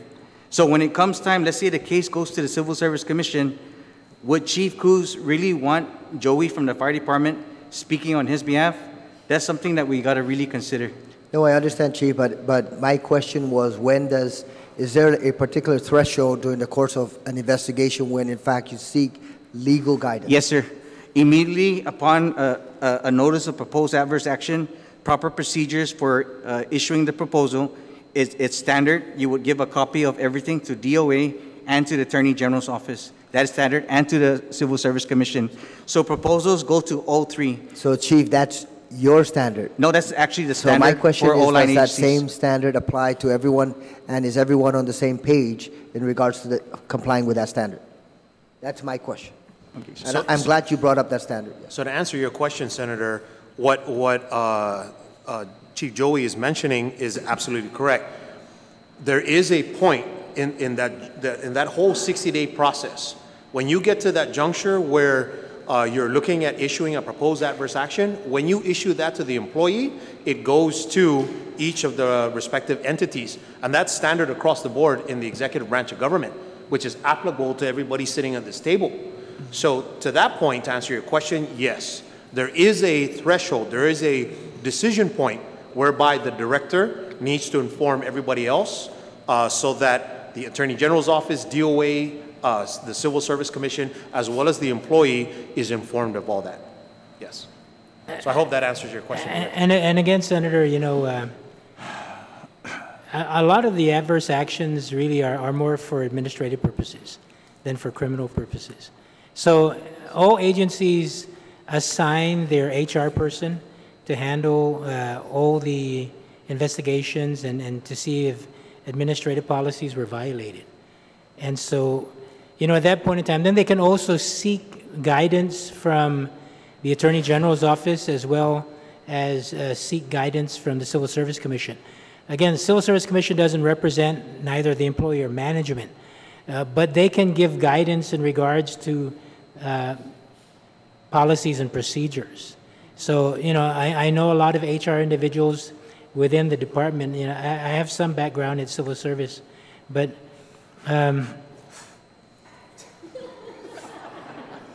so that assistance is available to the departments. As a matter of fact, the Civil Service Commission offers trainings to the various departments on administrative actions. So, these are things that we need to look at. I think the big thing too, as written currently in the Guam Police Review Commission, is that the commission can actually override the decision of the police chief.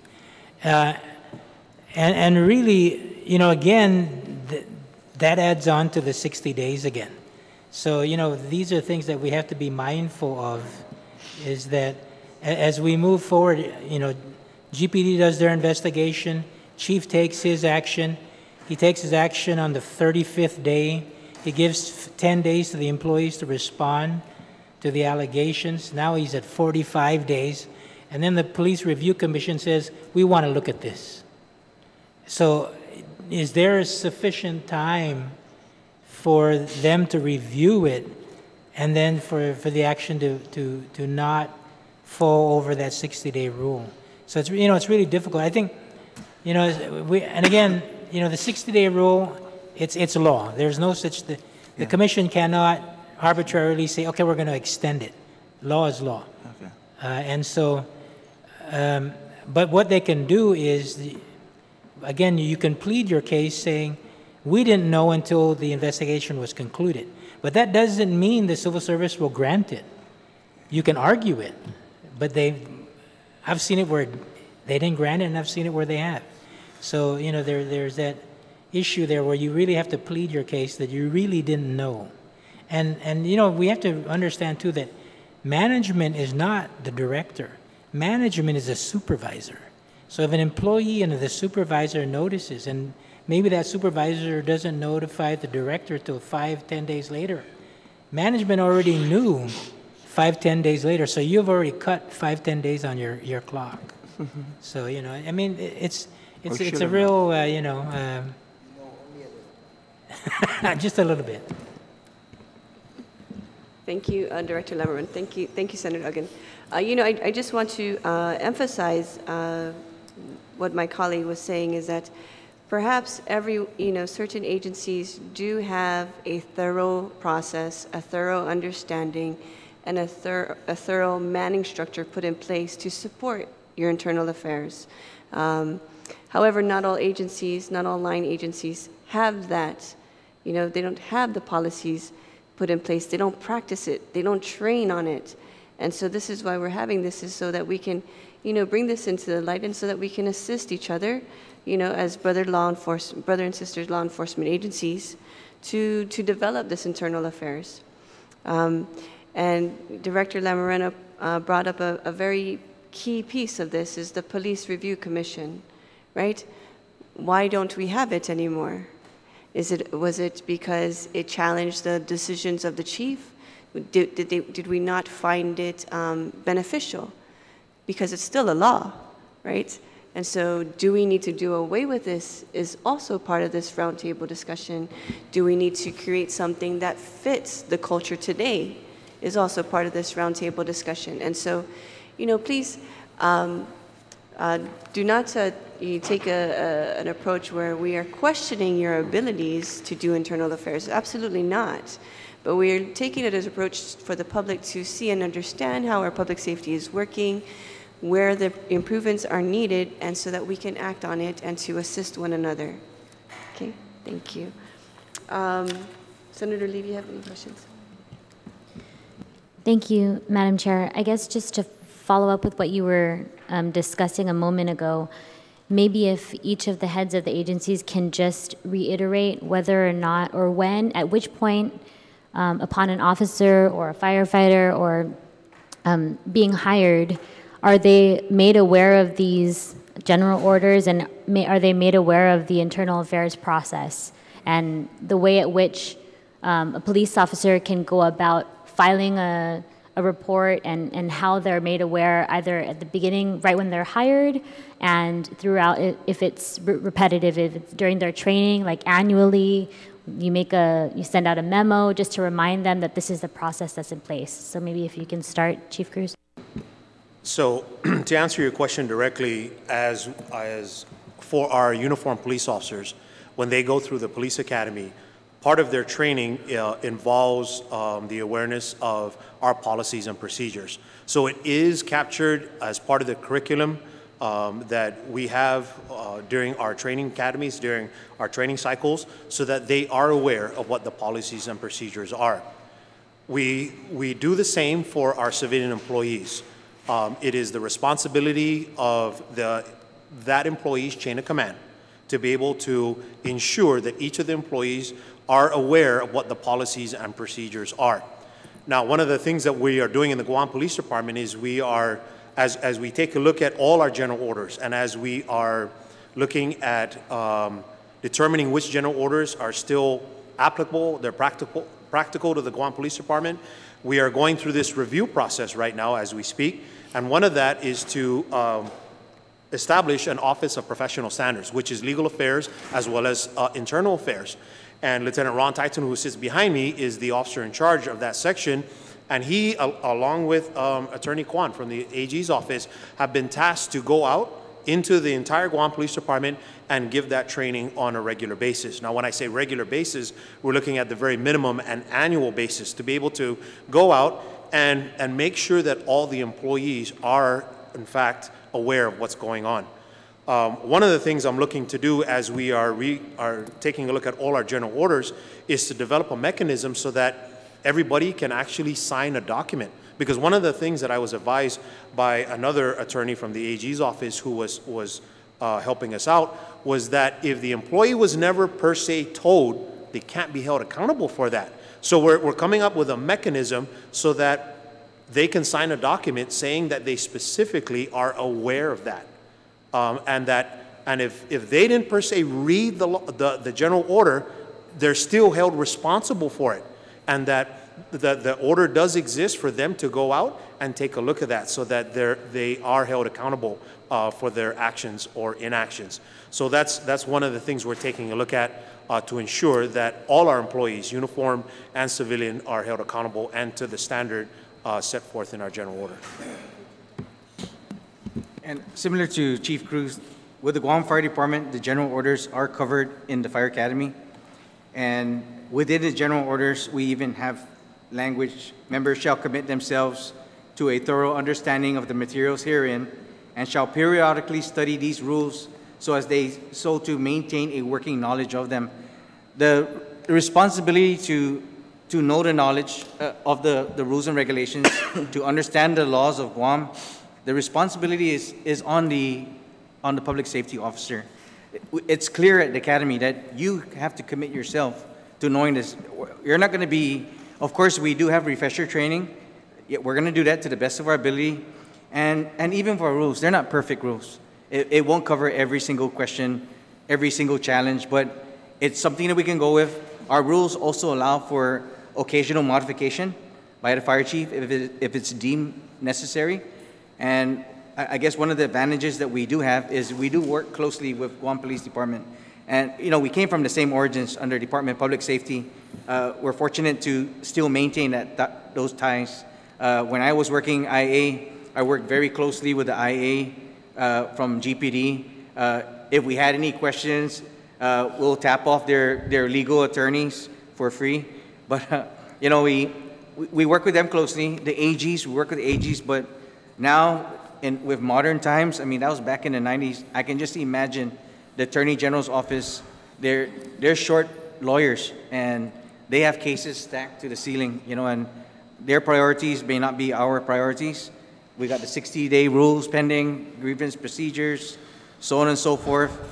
How efficient is our public safety officers as lay persons of the law able to stand up for ourselves and explain things like these to senators, to commission members, to the lay public, and also to other lawyers. I'll give you a very good example. Just recently, in recent times, the laws have been changed where public safety officers, we used to go out and enforce misdemeanors, where it came to the point where the judge made the decision that you will no longer come to court by yourself unless you had an attorney with you until we change it to a civil violation. I don't know if you were senators at that time, but immediately with the fire department side, we went in and changed violations of the fire code for the first 3 violations to civil violations, and on the 4th violation, making it a misdemeanor. But that's another example where we would have to go to court and stand on our own and be able to basically act in the capacity of a lawyer for civil violations and other entities where you got to have a very good working knowledge. You're right, ma'am. You cannot just dump anybody in staff inspection or internal affairs without having proper training. And of course, we always help each other out if the other agencies need help. Thank you. Ma'am, if I Yes, may, Chief. just a couple of things. You know, when we talk about the Police Review Commission, the composition requires, of course, the governor's office, the legislature, the Guam Bar Association, and the mayor's office. I mean, so I think when we can start to consider if this thing is going to move forward with the commission, is that we have to examine the composition and whether, you know, that's the right composition for a commission. Yeah, right. Thank you. Yes, Chief, you're absolutely right. And that's why this is something that we're discussing, because if there needs to be a change, then we need to change it. Right. If we need to do away with it, then we need to do away with it. If we can do something similar under the Post Commission, then that can be an avenue. If we need to look at having an Inspector General, that can be an avenue. So I'm just saying that we need to at least start discussing this now, so within the next 6 months we can discern what would be the best action for our public safety officers and the safety of our public in regards to this current law that we do have, and to some of the internal affairs cases that that we are facing today. Yes. So absolutely, absolutely. Senator, if I could, since we're talking about Public Law 30-76, which is captured in Chapter 78 of Title 10, in talking to the officer in charge of my legal affairs section, as well as Attorney Kwan from the AG's office, that document that was handed to you has a copy of that. And if I could draw your attention to the 2nd page of that document, it says current problems of the Guam Police Commission in relation to GPD's operations. What's highlighted there are numbers 1 through 4. And if you take a look at that, as we looked at this from a legal standpoint, those 4 items listed there are probably the biggest problems that we're going to face. This law, we understand the legislative intent behind the law. However, when we drill down to it and we look into it from a legal standpoint, it's problematic.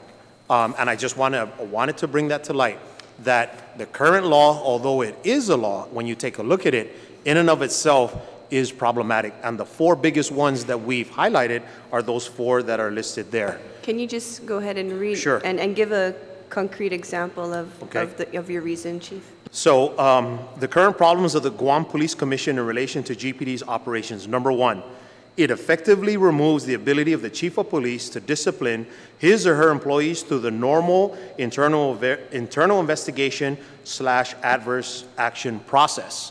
So as we took a look at this law, when you look at this commission, there is the potential that there's going to be direct conflict. The commission may decide on one action while the Chief of Police decides on another action based on the findings and based on the employee's response at the proposed adverse action. Number 2, it extremely complicates the adverse action process, i.e. the relationship / timeline amongst GPD, the Guam Police Commission, and the Civil Service Commission. So if you take a look at the way the law is written, there's clear conflict, there's clear strife between GPD, the Police Commission, and the Civil Service Commission should it get to that point. And the law doesn't clearly define, the rules for each of those entities. And number 3, it appears to violate the current / existing 60-day rule timeline. This will require a statutory revision or a Supreme Court decision to resolve. So as Director Lamarena had mentioned, the appointing authority, the director, has 60 days by which to thoroughly investigate this and then render an adverse action. With this police commission, the way the law is written now, that adds to that timeline. It actually violates the timeline. And that could be extremely problematic when it goes to the Civil Service Commission, depending on what the decision is of the appointing authority. And then the last one is, it creates conflicts between the Chief of Police and the Guam Police Commission at the civil service proceedings, i.e., if the Chief of Police wishes to demote, the Police Commission orders to terminate, employee appeals to the Civil Service Commission, then what happens? There's clear conflict there, and who's going to decide what then? What is to happen? So here are some of the problems that we see with the current public law. Again, we understand what the legislative intent of Chapter 78 of Title 10 is, but as you can see, there are several different issues. Some of the other things that we took a look at, funding. When you read the law, there is no clear language in the law as to who's going to fund this commission. Where is this going to come out of? Is it going to come out of GPD's budget? Not to make the almighty dollar lead this train, but we just need to ask that question. Space. Where is the commission? It doesn't clearly define in the law where the commission is going to meet at. Those are things that clearly need to be decided. The law does talk about administrative support from the Guam Police Department, but when you think about the magnitude of what some of these investigations bring to light, take for example what happened earlier this year with a senior employee of the Guam Police Department, you're going to have to leverage an attorney. In the Guam Police Department, we have the luxury of leaning on the Attorney General's office. Does this Police Review Commission have that ability to retain a lawyer? And where does that funding come from? And then when you take a look at the investigations itself, who in the Police Commission is going to conduct this investigation? Because the law doesn't specifically state that the investigators come from the Guam Police Department. And then again, as many of us have mentioned, and you said it yourself, our internal affairs investigators go off to get training on how to conduct administrative investigations. You could, theoretically speaking, the commission could put somebody there to investigate this that has no idea how to conduct an administrative investigation. So in addition to the four things that I just highlight, those are some of the other issues that we take a look at where the law is problematic, and should we move forward with this, we really need to drill down, and I would think that some amendments need to come to play to be able to deal with this commission. Now, if I could, Senator, under letter C of your agenda, when you talk about the Law Enforcement Internal Affairs Commission, again, if you look at that document that we handed you, the proposal for handling conflict/non-standard officer investigations, what we've created here is a recommendation to your committee to take a look at that. Now, if you take a look at that under letter A, it's scope. It's a recommendation that we're giving to this committee to take a look at. Does everyone have a copy of what we're discussing? Can we please get a copy for everyone at the table? Yes, this is it. Yes. Okay. So, just so that, because I'm sorry. What you're proposing here, I think it'll be good for everyone else to to see it, and if they have any. So can we just take a quick 2-minute recess? Sure. Okay. Thank you.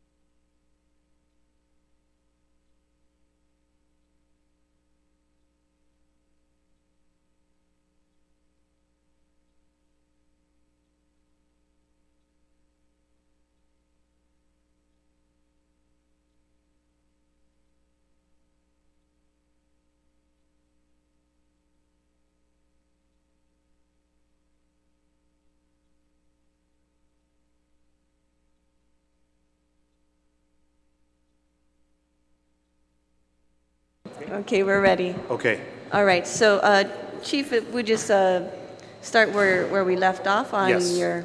So again, one of the documents that you have before you, Senator, is the proposal for handling conflict/non-standard officer internal affairs investigation. So before I talk about that document specifically, I just want to bring to light again, if you look at the procedure, the internal affairs procedure, because we cannot give you the IAGO itself, as we go through this process, when you turn to the second page where there is conflict or non-standard internal affairs investigation, when we get to this point where the chief has determined that there is conflict, this is where we engage this particular commission. So I just wanted to be clear about that. Now, the document that you have in front of you, which is what everybody else was given here, is a proposal. It's something that we recommend to you. Page 5. Yes, page 5 of that document. For the creation of a post-commission internal affairs conflict investigation board, also known as the post-IA board. The first thing I want to talk about is scope. This is a post-IA board that should be utilized only if, number one, the agency cannot investigate the officer, i.e. the chief of police or my staff assistant, because the officer has direct authority or jurisdiction over the agency's internal affairs unit. Number two, the agency should not investigate the officer, for example, including but not limited to, the officer is closely related to the chief of police. So hypothetically, if I had a brother who was in the police department, for me to have him investigated because I could render a decision, that's when this particular, or letter A would kick in. Letter B, the officer is of such high rank and or public visibility that the findings, whatever they are, would call into question the confidence in the internal agency's IA process. And this kind of leads to what happened earlier this year where a senior ranking officer was investigated. The determination should be made by the chief of police to assign the matter to the post-IA board when public perception and confidence in the department would be diminished irrespective of the findings. Moving on to letter B, composition. The post-IA board should consist of the heads or the ranking officers in the internal affairs unit of every member of the post commission. A majority should constitute a quorum. Okay, so just to be clear, Lieutenant Ron Taitano, in my case, for fire, I think it would be Captain R.J. Santos. So is the head of each IA agency that would be the composition of this IA or this post-IA board. Can I just Ms. Chief Paris, do you have the same composition that the GPD and GFD is discussing, where you have an internal affairs assigned already and you can pull from that, I guess that, you can take from that pool? Maybe just come sit over next to me. Can we get a mic for Chief Paris, please? We do have an internal affairs section that is assigned directly to the office of the director. And so we are set up the same, in the same similar fashion. So if you're asking me, are we set up the same way? Yes, we have a supervisor who oversees the section. You would be able to pull from also the Customs and Quarantine. That's correct. Yes. The airport. That is correct. Okay. Yes. That is correct. Okay. Yes. Thank you, Chief. Okay. So continuing on with the appointment of the post-IA conflict investigation unit, number one, when a matter is referred to the post-IA board, the post-IA board shall appoint a post-IA unit to investigate the referred matter. Number two, the post-IA board shall appoint the leader/ranking officer for the post-IA unit. Number three, the post-IA board shall appoint the other members of the post-IA unit. Number four, the referring agency shall not be a member of the post-IA unit. So in my particular, if it was somebody from GPD, Lieutenant Ron Taitano could not be part of that appointed board. Number five, the referring agency's head or the ranking officer in the internal affairs unit shall serve as the post-IA unit as the advisor on the agency's operations and matters. And that's really important, Senator, because if you don't understand what the general order says, and you don't understand our policies, it'd be very difficult for somebody from fire, somebody from customs, somebody from corrections to hold that person accountable based on the rules, based on the GOs that are applicable to GPD.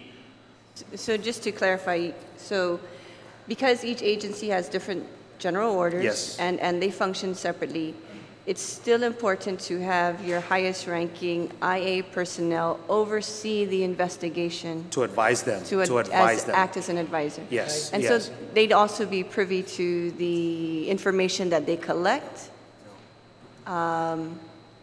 Anything pertaining to the case, would they be privy to that?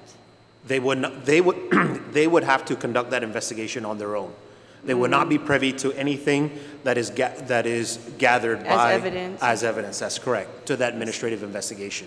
Okay. So how would they give advice? How would they advise them if they don't understand? So take, for example, what happened with the case that happened earlier this year. Sure. Lieutenant Ron Taitanu sat with the 3 IA investigators and told them, here are GPD's general orders. Here are our policies and procedures. As you conduct your administrative investigations and you develop your findings, your findings are based on these policies and procedures. I see. Okay. Okay. All right. Thank you. All right.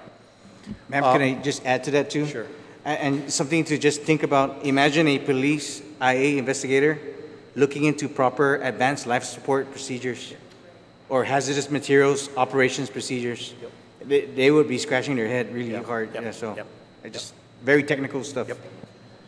Okay, so continuing on, number 6, the referring agency shall provide the same access, powers, and authority that the agency's own internal affairs would have. So the same type of discretions would be given to this post-IA board or IA unit. The post-IA unit shall comply with the same timelines and regulations that the agency's own internal affairs would be required to comply with. The post-IA unit shall provide the chief of police or the chief of police supervisor if the chief of police is conflicted. The standard report that would be provided by the agency's own internal affairs would be required to be provided or would be required to provide. And then number 9, the agency shall provide the post-IA unit with all clerical and administrative support, obviously because it's coming from that particular agency. The last part I'd like to bring to your attention is, should this come to fruition, should we take a look at implementing a post-IA board, here are some obstacles that must be overcome to be able to create and implement this. Number 1, must be created by statute, must expand the powers and authority of post and numerous other statutes that have been revised, enabling acts of other agencies. So that has to be, that's right, the Civil Service Commission and what have you. The second one, it must be funded. So we have to figure that piece out. Very similar to the current, or the law 36, Public Law 30-76, which is Chapter 78. One of the problems that we see is it's not funded. So it was very non-functional. So in this particular case, we'd have to figure out the funding issue to be able to put this post-IA unit together. Wouldn't you just use the personnel that you currently have? Not if, because you're pulling from the IA, you're pulling from within the department, so wouldn't you just use the personnel that you would want for the department? Then you still pay their salary.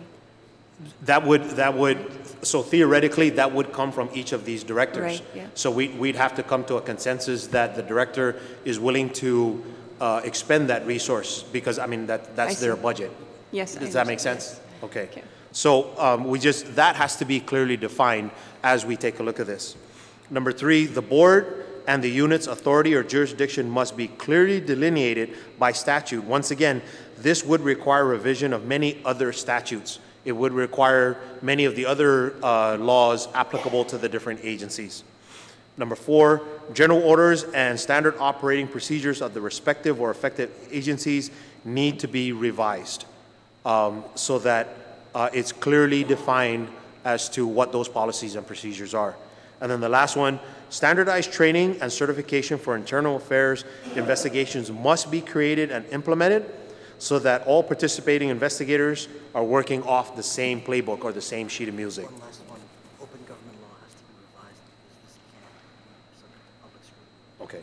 one of the things that Attorney Kwan has had mentioned, that the open government law would need to be revised, because these type of investigations are not covered by the open government law.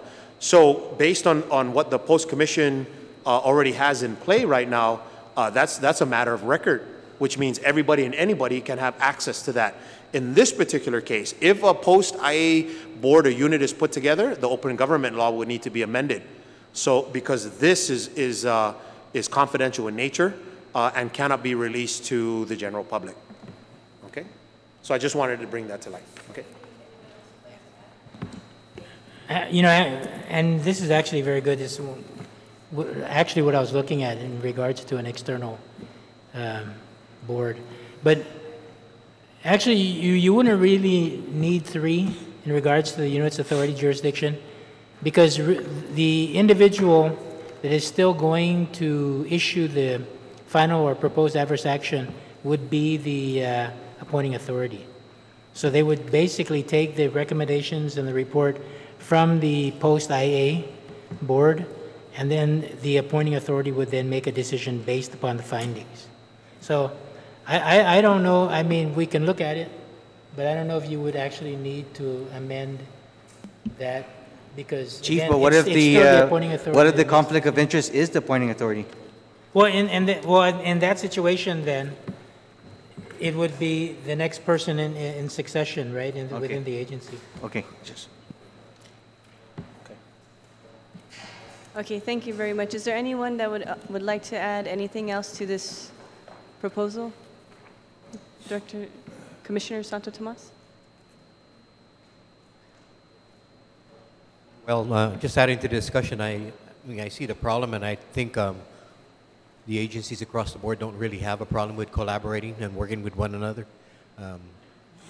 Standardization of procedures, I think, is in place, and it's just, and if the post-IA board is one mechanism to do this, I agree with the chief. It needs to be resourced, and that resource means personnel and funding, and then. And again, I see us still being challenged by the 60-day rule. That's still going to be a challenge, because when you create another layer that needs to work, then that's going to just eat up more time and take away from that 60 days. So I just see that as a big challenge. And I think, you know, to overcome the 60-day is the appointing authority needs to make the decision right away. The IA does their preliminary report and recommends to the director there could be a conflict, or the director feels there's a conflict. So at that point in time, immediately refers it to the post-IA board. Okay, thank you very much. Some of the agencies, we did send out a questionnaire, so if we can get a copy, we received GPD and GFD's responses.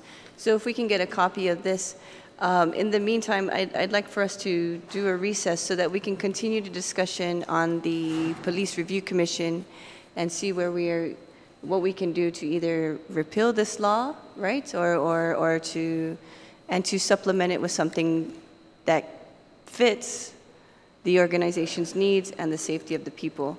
Thank you very much for the information that you have given us. It's a wealth of knowledge, not only for me, but for the public that are watching. There has been great concerns with a lot of the activity that has been going on within our public safety community. And so I think that to see all the chiefs at the table putting their best foot forward and showing that, you know, you are diligently working to protect the interests of the community at first, will reassure the public that, you know, you are doing your job and what is necessary in an unbiased manner. And I'd also like to take into account, because of our culture, right, the familial relationships we have within either departments or agencies, you know, our god brothers, god sisters, right, our paris and our mullies and so forth. So, you know, these are also things that could cause a big question because of conflict of interest, right? And so that's one of the things that we'd like to discuss at a later time also. It is clear that the Territorial Park Patrol does not have internal affairs unit, nor do they have the trained professionals in internal affairs. So I think that maybe perhaps we can continue the discussion about you the GPD taking on additional statute if they should have any internal affairs investigations required. So yes, so thank you very much for your time. We'll go ahead and engross everything to produce a committee report, and after the committee report is completed, we'll set another roundtable hearing, and we'll write some recommendations that we also see, and perhaps gather some of your input, whether it's you agree with it or not, and why. Okay? So thank you, Chiefs, for coming. Thank you, everyone, for attending in the audience. The time. Yes. Because of the clarity, conversation, make sure that you can, make some further recommendations. Yes, yes. So please, yes, if after this meeting, if you do see that there are some things that you'd like to add, please feel free to email us. We'll be doing this committee report within the next 30 days. Okay. All right. Okay, so this concludes our roundtable hearing. It is now 5 p.m. Thank you, everyone, and have a good day, and God bless. Thank you, Senator.